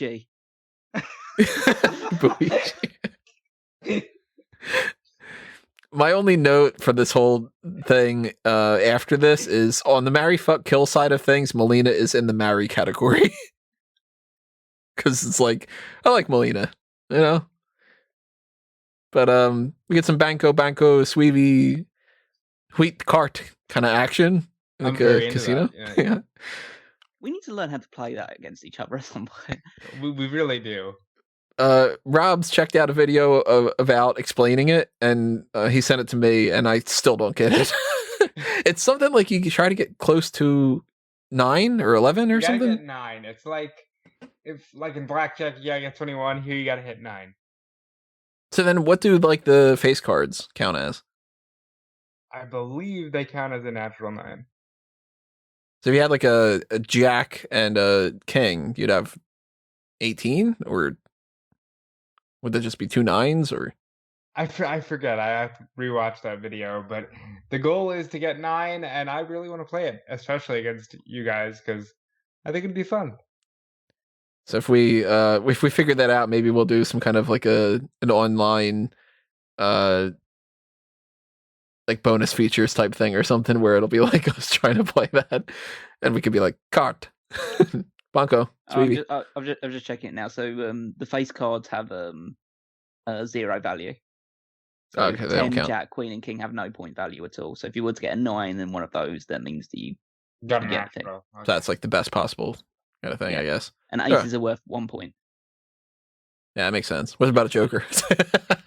Apparently Imagine they're like not you used. throw the Yeah, or apparently the- they're not used. or the little card that says like, you know, the instructions for how to deal with it. So Bond beats this guy at Chemin de Fer. So his mistress, the Countess, moves on to Colombo, and Bond gets to scope them out while eating some dinner. This is one of those things where it's like, you know, well, I like this type of thing to eat with that, and this is a little too tart for my taste, or whatever he says. I forget. It's just sort of one of those things. I enjoy the snooty, random bullshit just because that's Bond. Bond is class and not camp. In a series where he found out that the one guy's a villain because he had red wine with fish, it works, you know? The woman who plays the Countess, by the way, was at the time married to Pierce Brosnan. And this is Fun. how they got wind of him. And they were like, you're a good looking dude. You could be a good Bond. The more you know. How much of this is interwoven with each other and stuff like that? It's just Surprisingly, so Roger way Moore. So Roger Moore in this movie fake sleeps with Pierce Brosnan's wife. Yep. Okay. And then Gee. eventually Brosnan will play the part of the same guy who had the same wife as Moore and Lazenby. I'm technically a Connery too.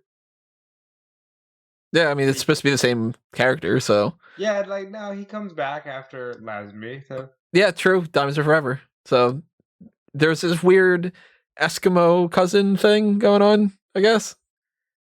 And not just because they've had, like, each one of them's had some kind of an action sequence in the snow. But Columbo's smart. He's got their table rigged. He hears their conversation. And Bond sleeps with the Countess, and Locke runs her over on the beach. None of this matters in, like, except a whole lot, you know? this is the first part where I'm like, shoot him, just kill him. You all have guns. Just there you go. It's over. Bond is dead. You can move on with your lives. No, that's not fun. Anything to add, Kellen? Not particularly. I mean, I imagine, yeah, they do have guns. They can kill him, and So I don't know why they're leading her away, especially after the fact they just run down a woman. That's fine. But everybody's expendable in these series. I'm more like I was more bewildered by the me 90 slipping. Yeah, because apparently she's from Liverpool. Yeah, so is your accent, the slipping accent thing. I don't like the Countess. I think she's like, it's kind of pointless. Not fond of you either, pal. We don't really there's no femme fatale in this movie. Yeah. So, and she's one of those ones where it's like, oh, she's with Columbo, who we're supposed to at this point believe is the main villain, and so she's going to be like this femme fatale character, but she actually doesn't care about Columbo or anything like that. She's just his mistress anyway, so they go around or whatever. But yeah, I mean, I find it a bit all over the place, the fact that she just runs and she gets run down. I mean, the death is quite memorable. Just getting run down. Yeah. That's a hell of a stunt for whoever took that. And afterward, like, Columbo's men save Bond, they abduct him, and we get to meet Columbo. So let's talk about him a little bit. Like, most of the plot elements of this movie are very much inspired by On Her Majesty's Secret Service and the remakes of a lot of other stories, because we got the Lecter is basically in the ATAC kind of form, and we got a similar intro with the stealing something from a ship or whatever it is we've gotten from some other movies. Columbo was basically manufactured to be a spiritual successor to Kerim Bey, but he's a much weaker knockoff.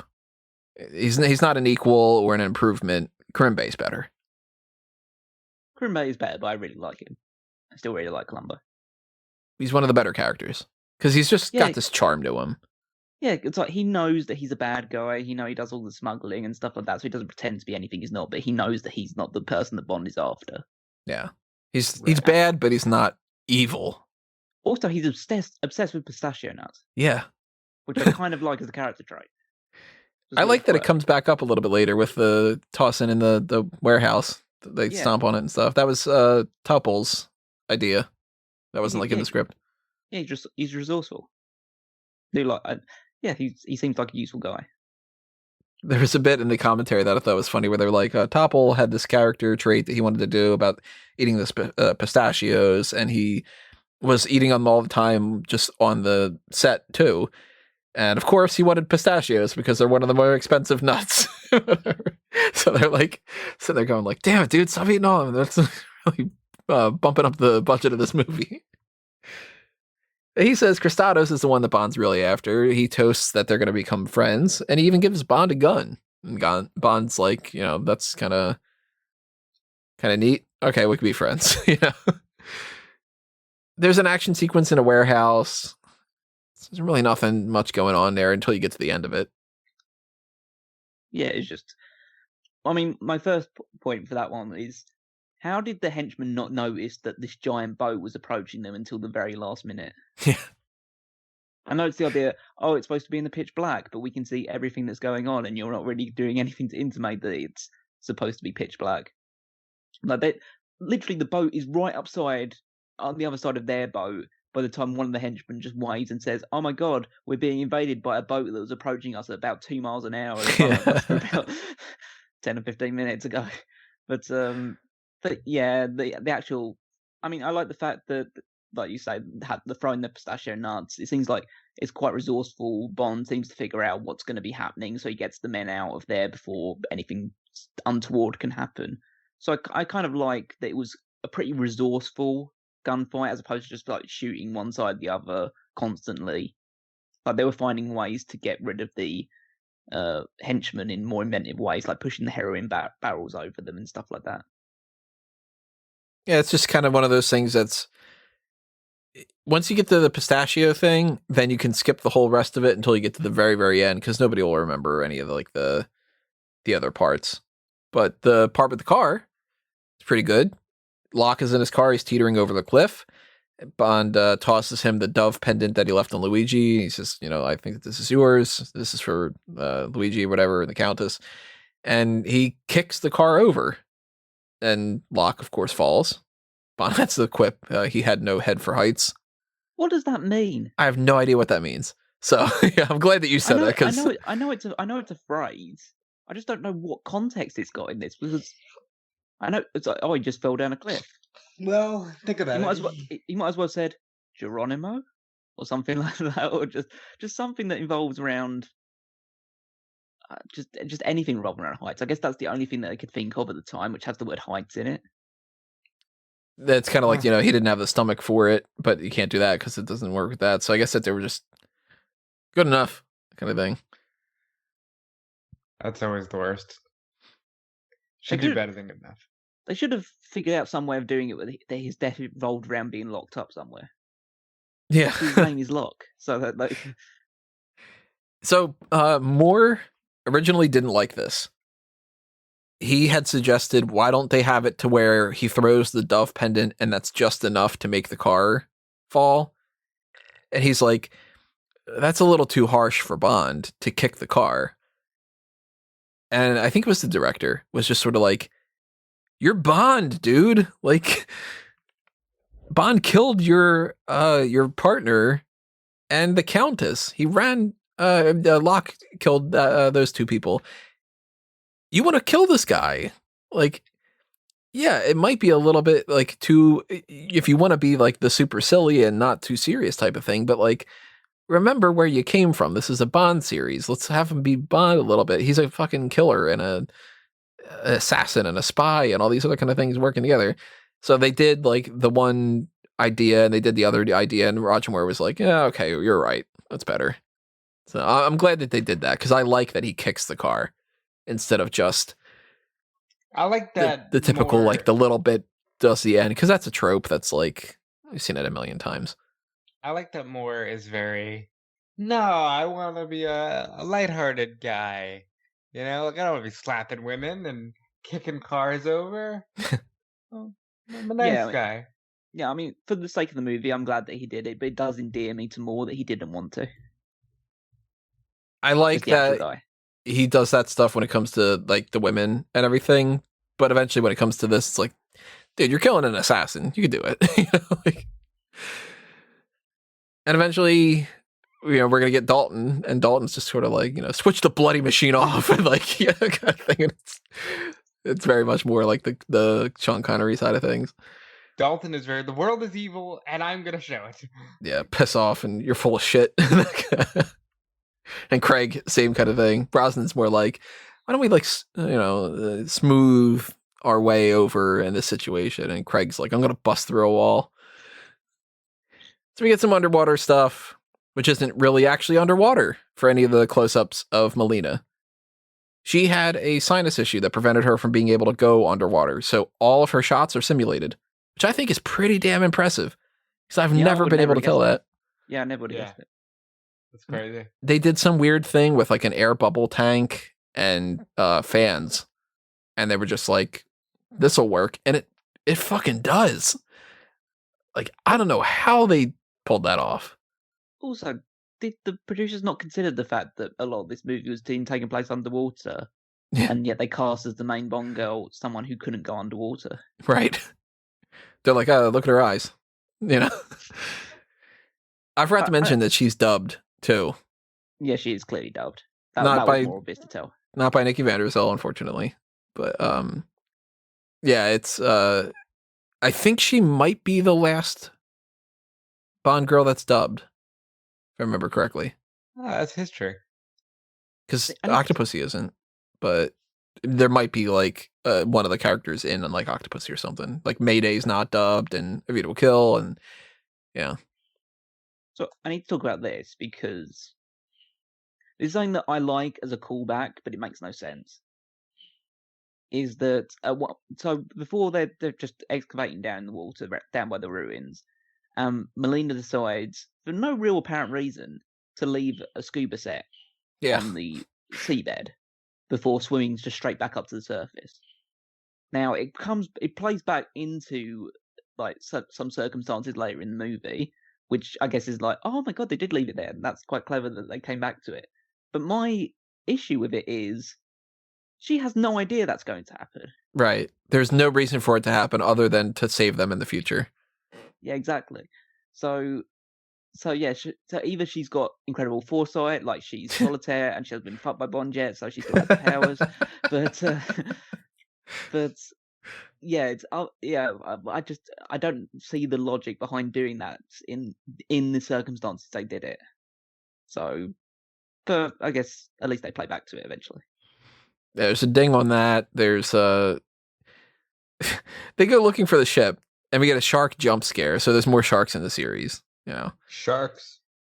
And They're Bond great. had just said only speak when necessary, but he goes, I hope he was dining alone. So it's important to get the joke out. Yeah. Yeah, it's always necessary. I get it. That's you in a nutshell. Yeah. Isn't Columbo more of the one with the nutshell? Oh, Jesus. I don't think more of the Columbo. It's just like I'm just assuming it was like just one more thing, Bond, before. But he's like, don't speak unless you really have to. Hey, this is kind of funny. It's like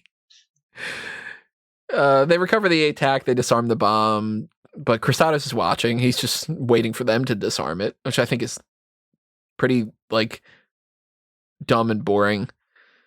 We get some more jump scares. We get a slow fight sequence with this guy wearing this diving equipment that Bond straps a bomb to. I like that sequence. I don't like all the underwater crap. The slow fighting was very weird.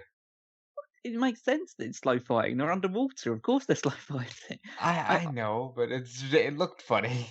I just like the fact that this guy bursts in like the what's it? The Kool-Aid Kool-Aid Man? Man. Yeah, the Kool-Aid Yeah. Man just like, bursts into the room and starts fighting. He cuts Bond at some point by clipping him with his giant clippy hands. Like he's trying to steal the thing, and they use a thermite charge to blow him up at the end of it. I like the fact that they had Melina's airline severed at one point, so she had to just get out of that circumstance. Bond was at one point trapped underneath like this heavy thing, and you just assume that he obviously know he's going to get out of it because he's Bond, but like you feel a little bit of jeopardy in that moment there. So yeah, I just thought it was a really well done sequence. I'm not big on a lot of the underwater stuff in this series for the most part. I mentioned that about Thunderball, and actually, you know what? I'm blanking on like the next one that we get some underwater stuff. It's From Russia with Love. No, I mean the next one. No, the next one. Oh, the next one after this. Oh, okay. I don't think we really get any underwater sequences in any of the future films. We get like boat chases. Come out of the water in that. Yeah. I can't think of. I don't think that they've done another like underwater sequence. They've had like some moments here and there. There's like some moments in Tomorrow Never Dies, and there's some moments in there's like a brief moment in The World's Not Enough and everything. But yeah, in Casino Royale they have at least one little sequence underwater. But they don't go to like a full action sequence, I think, if I'm remembering correctly at the very least. Probably blanking on something.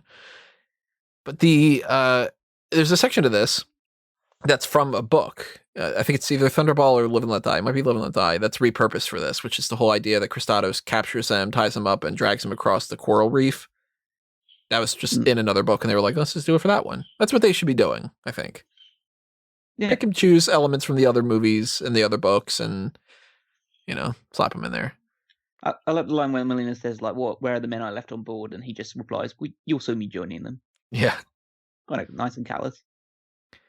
It's an interesting torture idea. It's just not all that thrilling to me. I mean, I appreciate the fact that he's actually trying to kill them, but he's doing it in the quote-unquote entertaining way. So it's not like he's doing that just to...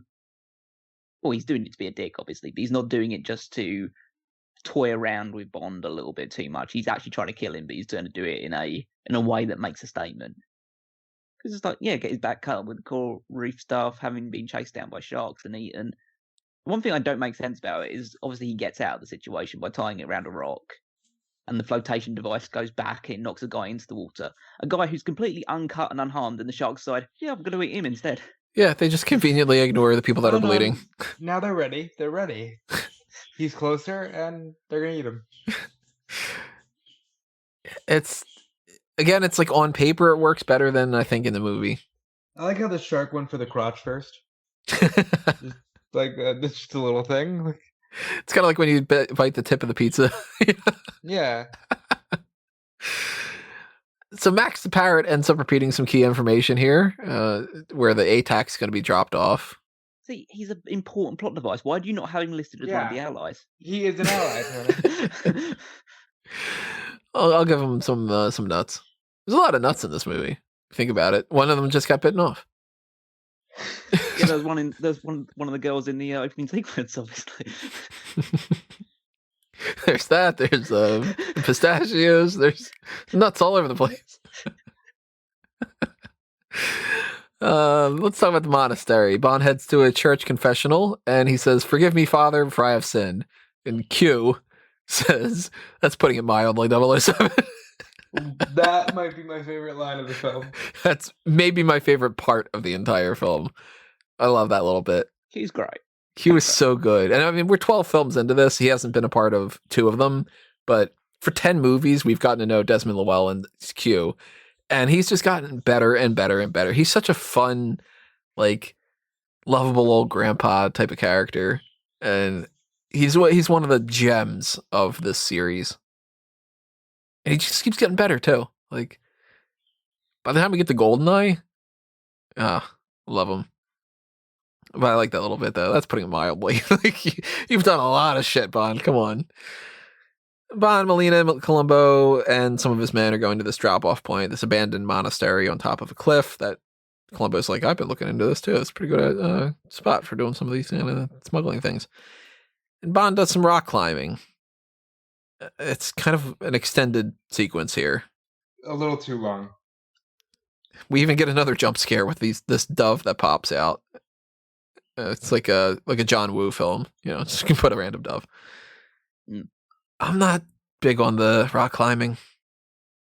I mean, I like the jeopardy of it to a degree, because like he goes off and first of all, I have no idea how he climbs back up. I don't know how that works, about him tying his shoelaces around it and that creates some sort of pulley system that he can move himself up with. I assume there is some logic behind it. I have no idea how it works, like physically. Yeah, no idea. It's some kind of specific knot that they might have even like invented it for this or something. I don't know. Yeah, and I will agree this sequence goes on too long. But I do like the idea that like this henchman is not casually, but he's gradually getting towards knocking off this final thing, which will send Bond plummeting to his death. And just before he can knock off the final one, Bond is able to get there, throw this knife in his chest, and then we get another one of these great scenes of the guy just falling down a cliff. Yeah. You get a nice wide shot of it, which I just adore. And he lands, and Melina says, "James," because she has no idea who fell down, and he finally sees it.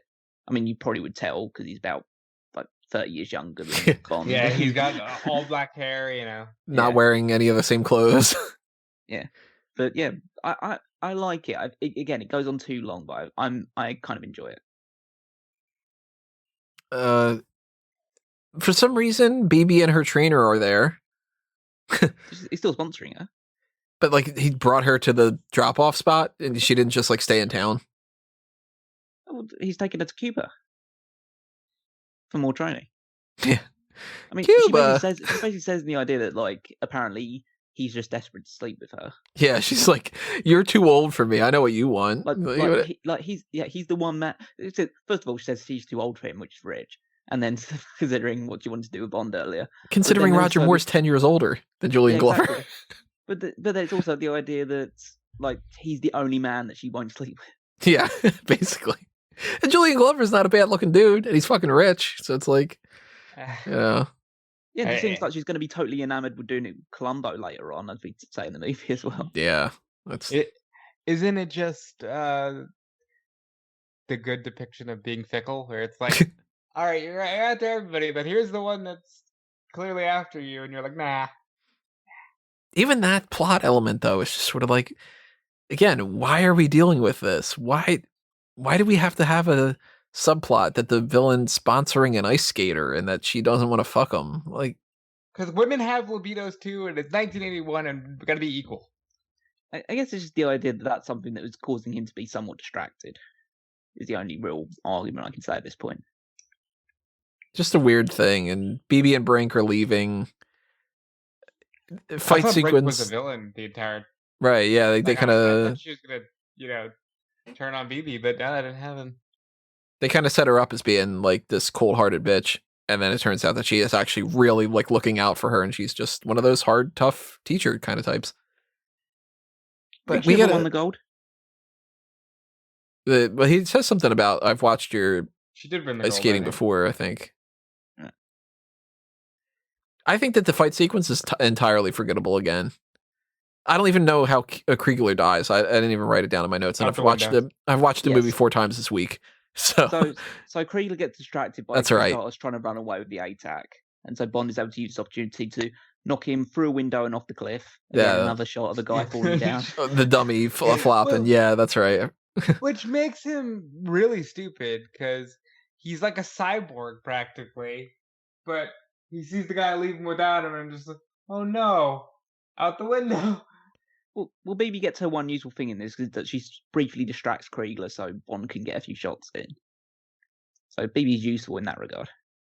For a guy that's like an amazing athlete that can ski like crazy and can pick up a fucking motorcycle and chuck it, he dies by Bond just pushing him out a window and him being like, whoa. Like, Mr. Bond. yeah, Mr. Bond, I'll buy you a delicatessen in stainless steel. It's just those biathletes, they're just very easily distracted.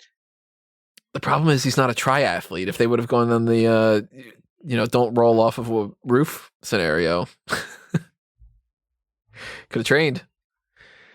And we get like Columbo and Kristatos just fumbling over the ATAC. It's not great. I like the little fight bit. I like the fight actually. I like the fact Columbo's involved in this. I know obviously it's Bond's movie, but I like the fact that some of the allies are actually doing stuff in this. Like Melina's shooting people with her crossbow, and Columbo's getting involved in the fight sequences. He's fighting the henchmen. He's fighting Kristatos. It's just like, yeah, I like the fact that they're showing a bit of initiative in these movies. Well, at this point, Melina's killed she killed Gonzalez. Yeah. And I guess technically she didn't kill like the one dude because like they were like patching him up and whatever. But Bond tries to stop Melina from killing Kristatos. And before she gets a chance to make that decision or not, Columbo kills him. Which I Yeah, that like. was fun.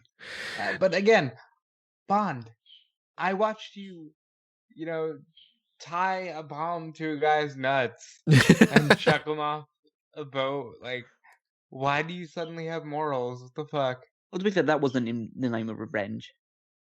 No, that was just No. for fun. Yeah, and also like he's in this world. Like she, as I said earlier, she's not part of this world, and he feels like that would set her on a dangerous path. What has he not seen her taking people out with the crossbow?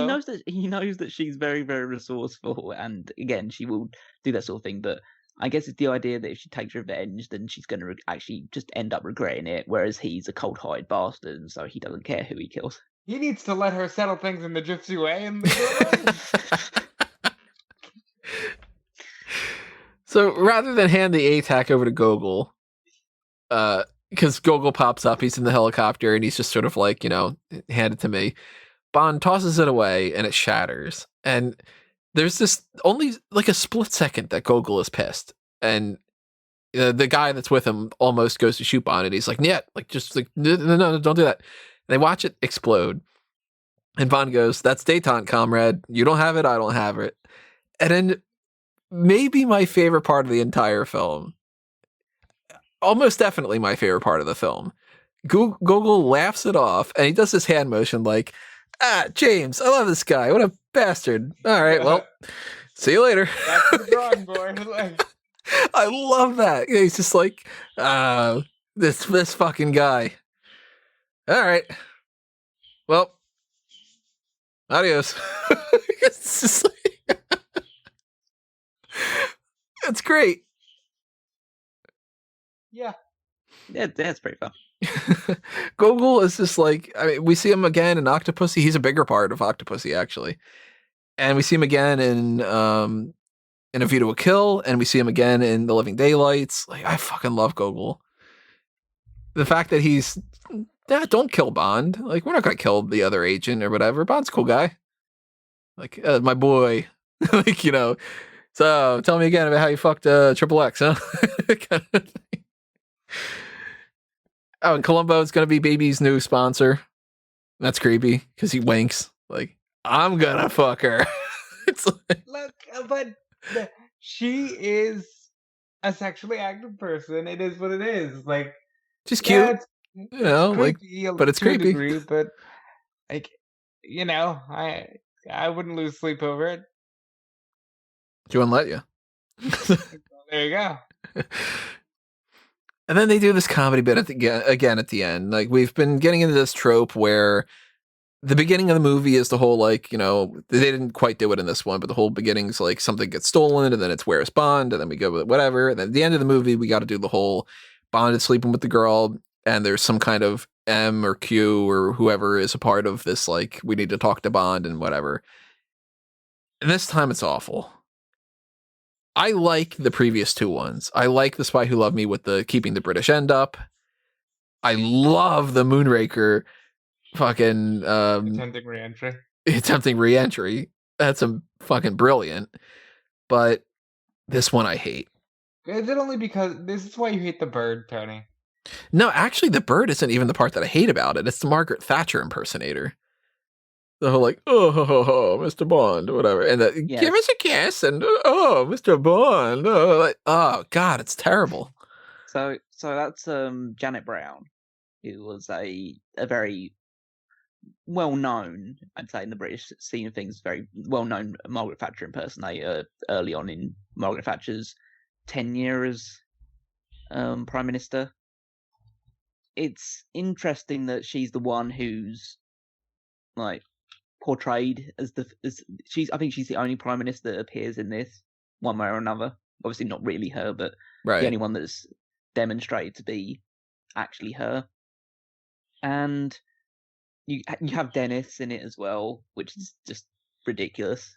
Like, have a husband in it, and then obviously they give us a kiss thing, and I just love the idea that, wow, this is legitimately this is Britain's first female Prime Minister.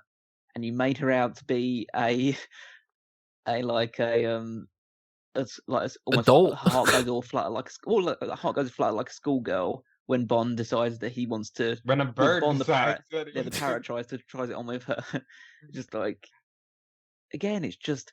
And don't get me wrong, there is a huge contingent of people, particularly of my parents' generation, who absolutely detest that woman.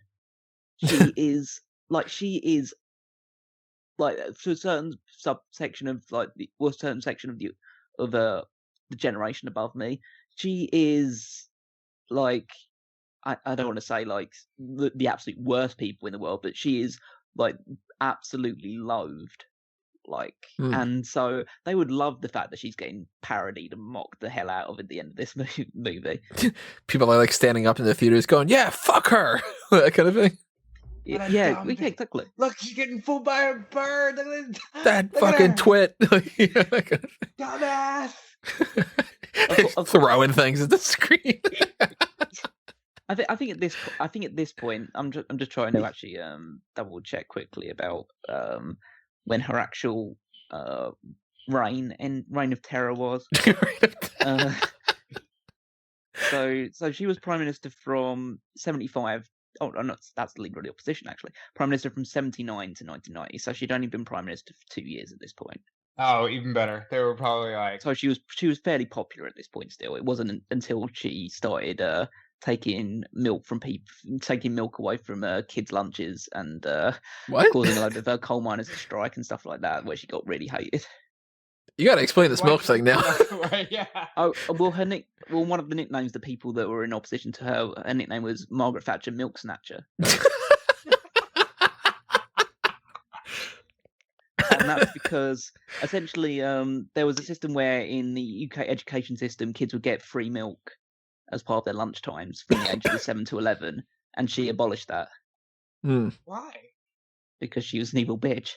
It's kind of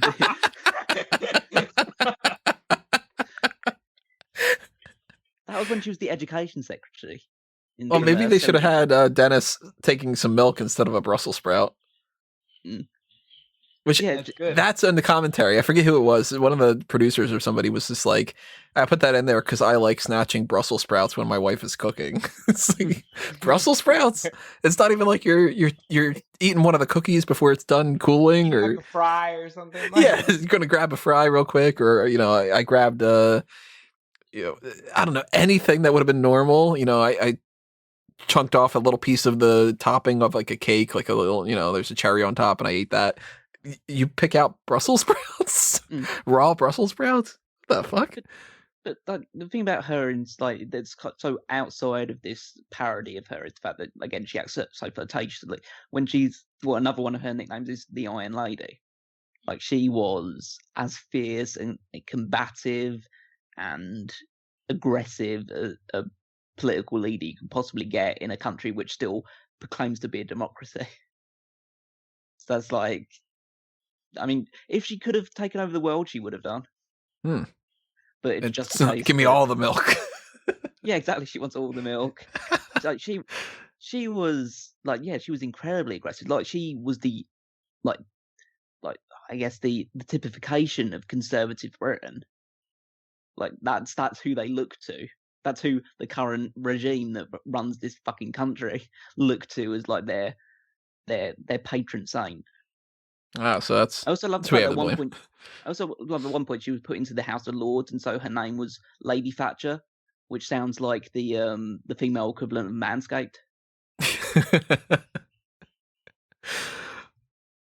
And that's their big gag at the end, is the parrot and whatever. And it's, again, with the age thing, it's a little bit awkward to me when they're going to go skinny dipping, and you got like, the beautiful Carl Bouquet saying, for your eyes only, darling. Like, it's kind of just like, no. I want to picture like Roger Moore fucking her in the water, and that's the end.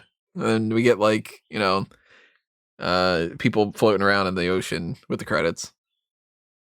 Mm-hmm. It's not. I don't like it.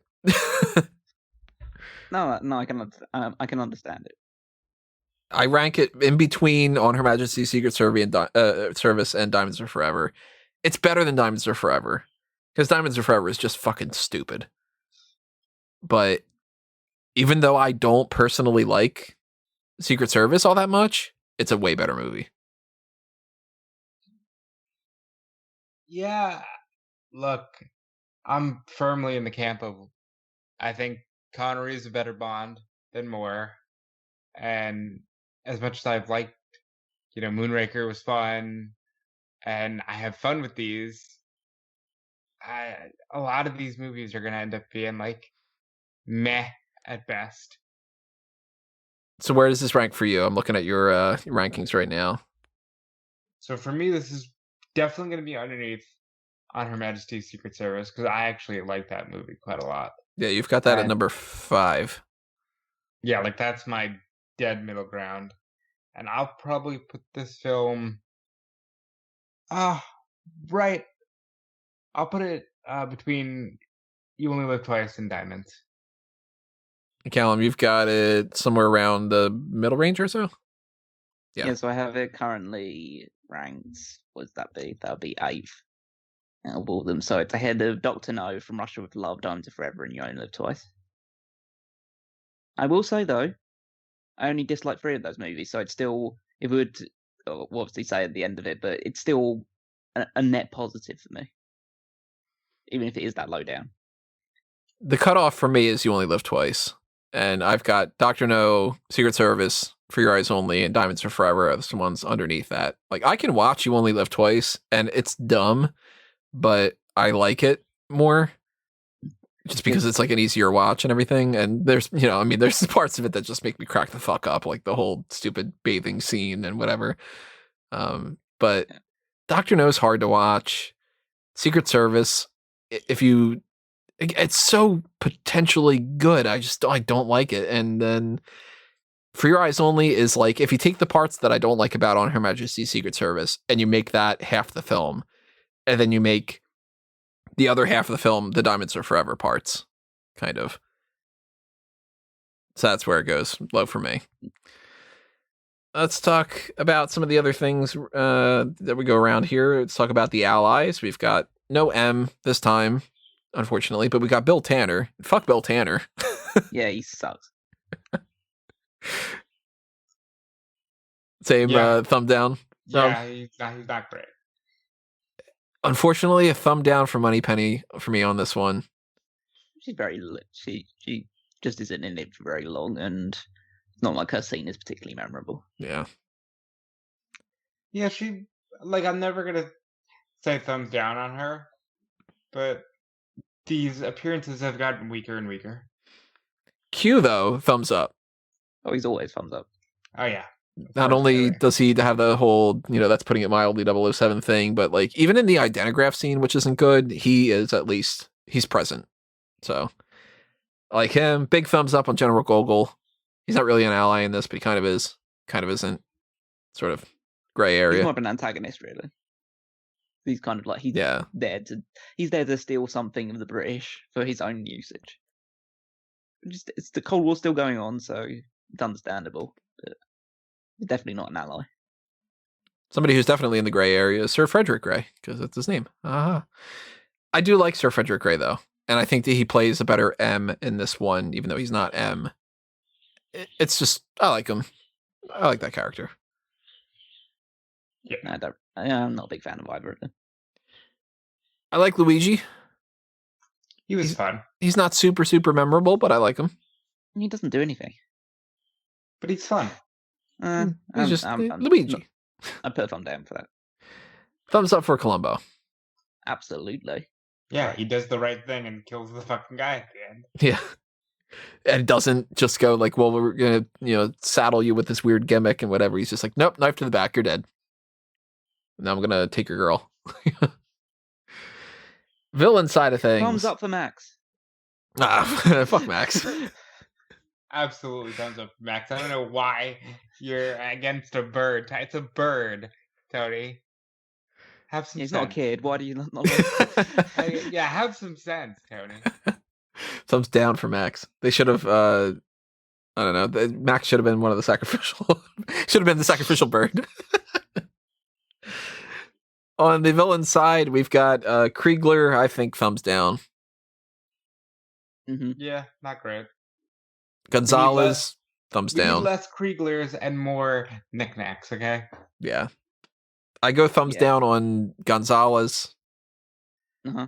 Yeah. I go thumbs down on Locke, although not as much, because at least he's got a little bit of a presence to him. But he doesn't say a single word in the entire movie. Yeah. Yeah, I'd say mostly thumbs down. Leaning a bit more towards the middle, but still not great. Yeah, thumbs down. I go thumbs down on Christados too. He was good. He's one of the weaker ones. I don't think I he's won't put as him weak as some high, of them. but he's good. I mean, I like he's one of those inert villains in that he can't actually do anything himself to Bond. Mm-hmm. So he kind of relies on his henchmen, and the fact that his henchmen are actually pretty shitty means that he can't be super high for me. Like, he is a character that works as a side character more than the main villain, I think. I do appreciate the fact that it was a bait and switch. Yeah. That's something we haven't really seen in the Bond movies so far. That Bond is getting close to the actual villain thinking he's an ally, and then you find out he's the villain later on. They don't really do that too much. It's not until like halfway into the movie before you find out that he's the villain. Yeah, I think that's one of the most redeeming qualities in the entire movie for me. On the girls' side of things, I think thumbs down for the Countess.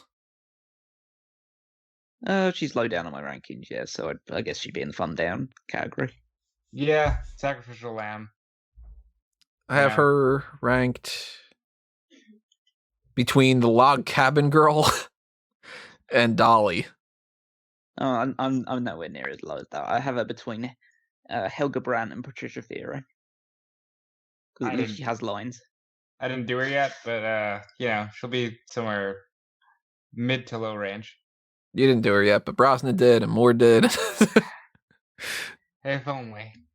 Countess Liesel von Schlaff. It's very that's a memorable name. Oh, the actress? The character's name. No, the character's name. Oh, yeah, because Because it's... she's from Liverpool. She's clearly not Liesl von Schlaff. Probably like Lisa Slate or something. Slate's like a common name?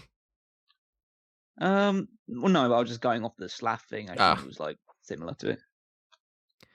How do you guys feel about BB? Because I'm of two opinions about BB. She is on the lower mid-range for me right now because her character I like.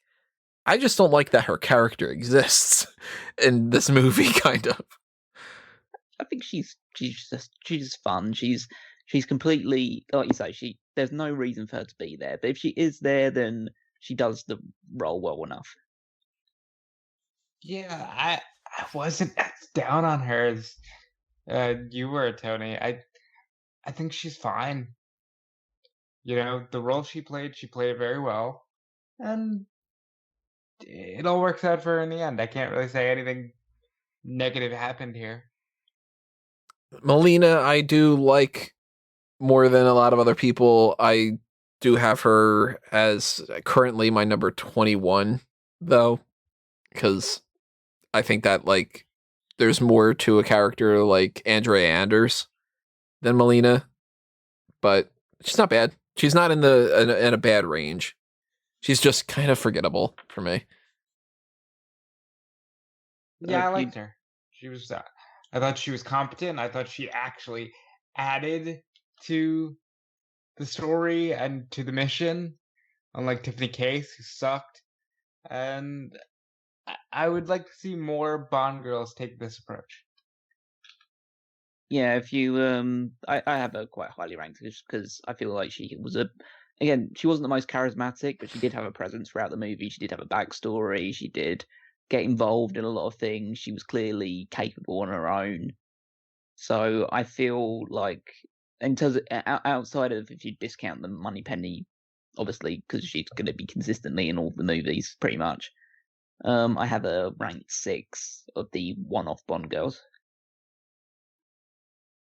Yeah, I didn't rank her yet, but she'll be high up.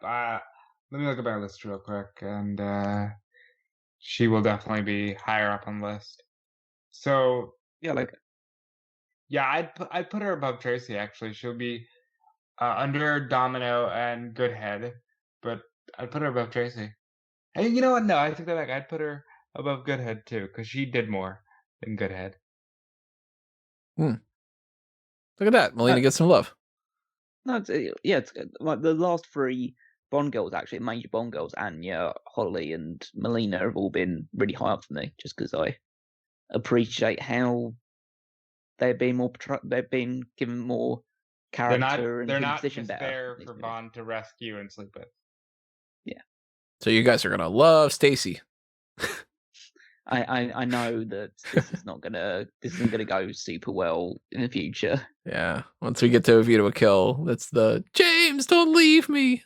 On the gadgets, we got quite a bit for a movie that doesn't want you to remember that there's gadgets. They're all kind of like little jokes, though. There's the car that explodes, so we don't get to see it do anything, except for explode. There's the plaster arm cast, and the claw umbrella, the identigraph. The ATAC isn't really a gadget. A lot of people classify it as that. I don't. It's not a cute branch gadget or anything. And we got that communication wristwatch that's only used for the parrot joke. Thumbs down. Yeah, nothing really memorable from that. But that's what they wanted. Well, they didn't want it to be not memorable. They didn't want to be like, oh, look at our wacky stuff. Instead, we're going to have the parrot talk.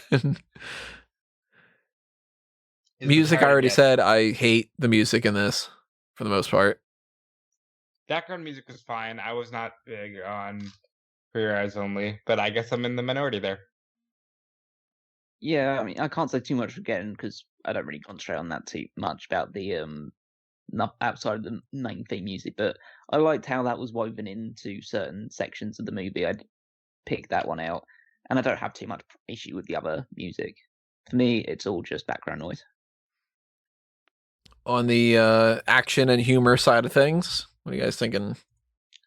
Humor is an absolute thumbs up for me. think some of the lines are pretty weak in this one in comparison to the previous few movies. I just don't think I don't want to say like they didn't try as hard, but they just didn't come up with as great stuff this time around. And the humor's a bit more base in certain parts. So I don't know if I'd give it a thumbs down, but it'd be a really weak thumbs up if that was the case. The Blofeld scene in the opening was fantastic. Everything he did with BB was fantastic. This gets a thumbs up on humor from me. Action, action's less so. I mean, I like the underwater fighting scene. I know I'm in the minority when I say that one, but other than that, I mean, I love the skiing sequences, but I've always loved seeing sequences in Bond movies. And yeah, outside of that, it's really nothing too much else. So those two, I think, are almost enough to give it a thumbs up for me. But it's again, there are far better examples in the franchise.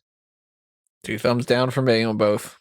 There's a couple funny lines. There's a couple good little action pieces. So is this a thumbs down movie for you? All around. Shaken, not stirred. This is stirred.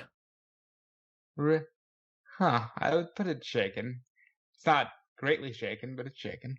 Yeah, it's like one of those really weak shakes that you do with one hand. It's like when someone's doing an ASMR bartender scene where they don't want to shake it super hard because then it makes too much noise. It's that type of one.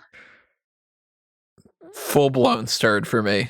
I went into this movie same as I went into the ones. Like, I know for a fact that some of these I've seen them a million times and I love them. Like, when we get to GoldenEye, that's going to be a fucking like 5-hour podcast because I'm just going to be like, there's this one part where this that on like Saturday morning, right? I'm going to be like, the sound that this makes when this thing it's so good and whatever. Like, you know, I'm going to go nuts about like a lot of things in License to Kill that I really love and whatever. But when I've gone into the ones like Dr. No and On Her Majesty's Secret Service and Diamonds Are Forever and this one, those are collectively like the 4 that I've liked the least over all the years. And you figure I've been a Bond fan since 1995, 96. So I got like practically 30 years worth of watching these movies. I do have some formed opinions, but I really went into like these couple of ones that I didn't like going, all right, I'm going to try to appreciate everything I can about that. And I have appreciated a lot more about Dr. No this time. Like, surprisingly, I was like, oh man, that's a really good start. Like, I liked Dr. No way more than I remember liking Dr. No. But it's still ranked pretty low because the other ones are just ones I like better. And when it comes to For Your Eyes Only, I'm like, if there's any movie out of this that I think that maybe I'll be able to like better, it's probably this one. And instead I'm like, nah, fuck it. Don't like it. Just kind of still didn't do it. Like, because you harped on the age a lot for Roger Moore. I think like you're completely over Moore here. You're ready for Dalton. And I don't know how you're going to possibly rank the next 2 movies Shaken if you already think he's too old for the role here.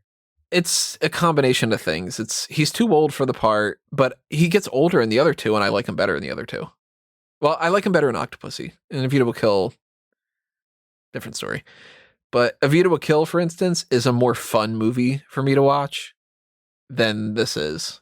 It's equally dumb in a lot of parts, and even worse in some other parts. But I can stomach A View to a Kill more than For Your Eyes Only because it's more fun in the way that it does it. You got Christopher Walken, you know, you got Grace Jones. Like there's fun elements to it, but For Your Eyes Only, I'm like, I don't like the villains. I don't like that BB is a character in this. I think that's silly. I don't like any of the gadgets really. There's the whole like the umbrella thing. The Blofeld thing is just a problem in a lot of ways. So there's like fundamental, not enjoyable parts, and then there's very forgettable parts, and then there's things that are silly that I don't like. It kind of like checks off all the things that I wouldn't like them to do, even though I know that there's a chance that this could have been a really good movie, because I do think that there's elements that could be really good. They just didn't do it. It's fair enough. Yeah. So unfortunately, that's For Your Eyes Only. But when we pick this back up, we'll be in the latter half of the series because we're halfway done. Wow. Yeah, we're going to be a whole nother booklet of the box set with the next one. We have banged these out. Not unlike Bond. Not unlike Bond. And granted, you guys wouldn't know that because they're coming out even more on a delay than what we're recording them as. But wow, we've gotten through a lot of these very quickly. Yeah, we're doing this on March 22nd. You guys are probably hearing it on maybe April 12th. Or no, not 12th. That's a different day that I'm releasing it. April 16th or 23rd. Something like that. In that case, this is the last one because Tony passed away the prior week I mean, due to exhaustion. Like next week, we'll have the week before WrestleMania with Octopussy, and then the week of WrestleMania, we'll have a View to a Kill. So maybe the last episode of A Review to a Kill is A View to a Kill. I don't know. That'll be interesting, of course, when we get around to that. But yeah, we're halfway done, which is kind of weird.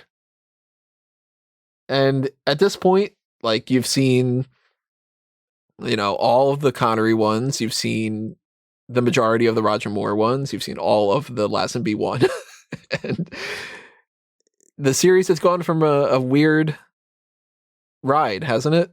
From Dr. No all the way to this. It's been a different journey than the one I was expecting. I was expecting a lot of, you can't do that today. And granted, there's been a lot of that, but there's also been a lot of, oh, this is dumb. Like, this is just some straight up dumb. This is a dumb franchise at points. Yeah.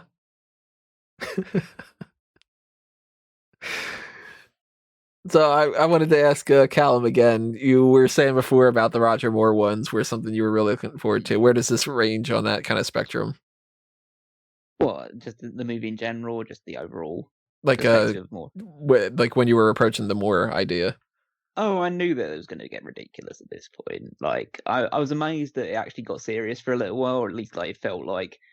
I'm surprised how much I enjoy a lot of them, just because I just think they're good movies. And it's not even just me being facetious or anything like that. I just feel like they're really, really like just enjoyable to just sit through and watch. I think that we're at the point where it's going to tip over. For Your Eyes Only, like the start of it. From what I recall of Octopussy, I think I'm going to fucking hate that movie. So I'll wait for that one. I haven't seen A View to a Kill, but if it's 2 years later than that, then we'll just wait and see with this. And it's got Christopher fucking Walken in it. It's just good. We'll see.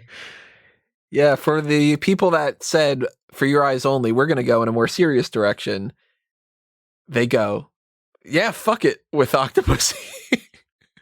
Yeah, I mean, I'm still looking forward to it in that batshit crazy type of way. I mean, I can take a lot of the stuff saying that this movie is a bit dull, and then it just bookended by two absolute moments of ridiculousness, and then a few bits and pieces peppered in there. I feel like maybe I have a negative perception of Moore just I previously had a negative conception of Moore going into it just because he's the quote unquote like the dad Bond or the goofier Bond, but I'm actually appreciating the interpretation he takes in the role. I think at this point, like now it's like 5, going to be going into 6 and 7 movies in, the charm will fade away because you just want to see something different. But I feel like it was a welcome change of pace from what they were doing with Brosnan doing with Connery and Lazenby. I'll give you some I'm hints. So ready for Dalton. I'll give you some hints on Octopussy. Kananga. Ba-ba-ba-da-da-da-da-da. Is one. I have seen it, so I know what you're talking about. I can't say that one because that's going to spoil something too much. Yeah. No, a different one that I'm thinking. Not even that one. I'm thinking right, a character's name in this next one is something you'd go, that can't be right, and it actually was a real person's name that they took. So that's the thing. We're getting and twins in this next one. We're getting some weird stuff in this next one, that's for sure. And some tennis. So the next film This is going to be a mess, isn't it? It's not quite Diamonds Are Forever. But if there's any of the movies that gets Diamonds Are Forever vibes from the Roger Moore era, it's this next one. Yay. And we've got a villain that has some of the best dialogue in the whole thing because he just goes and yells random words, which I love. So he would be like, make sure that you tune in next time. And then you will, that kind of thing. But make sure you tune in next time. I'm not going to be talking the way that Orlov does. And that you follow us all over the place on our social media accounts, that you check out things like the other series that we do here, like the review points of different movies. Like by this point, we've probably done a couple movie reviews, maybe. I know that at the very least, we've done like the Zack Snyder's Justice League because that was already something that's up when we were recording this. So that's there if you're interested in that. There are some bonus features and there are things on the pro wrestling side of things as well on smarkoutmoment.com. So go to Smark Out Moment, check out all the pro wrestling stuff if you're interested in that. Subscribe to that YouTube channel, follow that Facebook and Twitter account, hit up the Patreon for that, just like you should for the Fanboys Anonymous stuff, and follow what these guys have going on their social media accounts. Callum's at Wigmeister14 on Twitter. Callum, do you have anything to plug yet? No, still nothing to plug super seriously.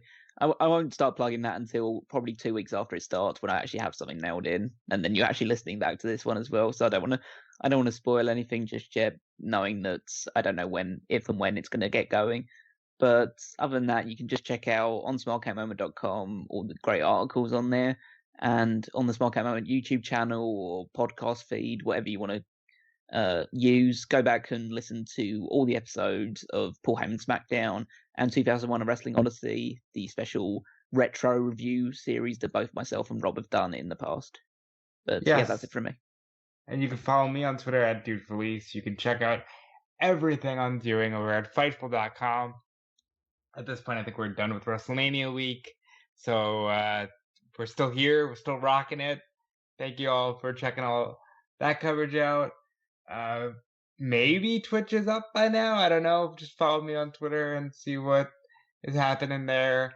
And just stay safe. Stay shaken. And I'll give you back to Tony, who will say something stupid. I thought of a way to work around that character name without spoiling it too much. A penny for your thoughts. So stay tuned for a lot of those kind of jokes with this next film, because the James Bond series recap that we're doing here and the Review to a Kill podcast will return with Octopussy.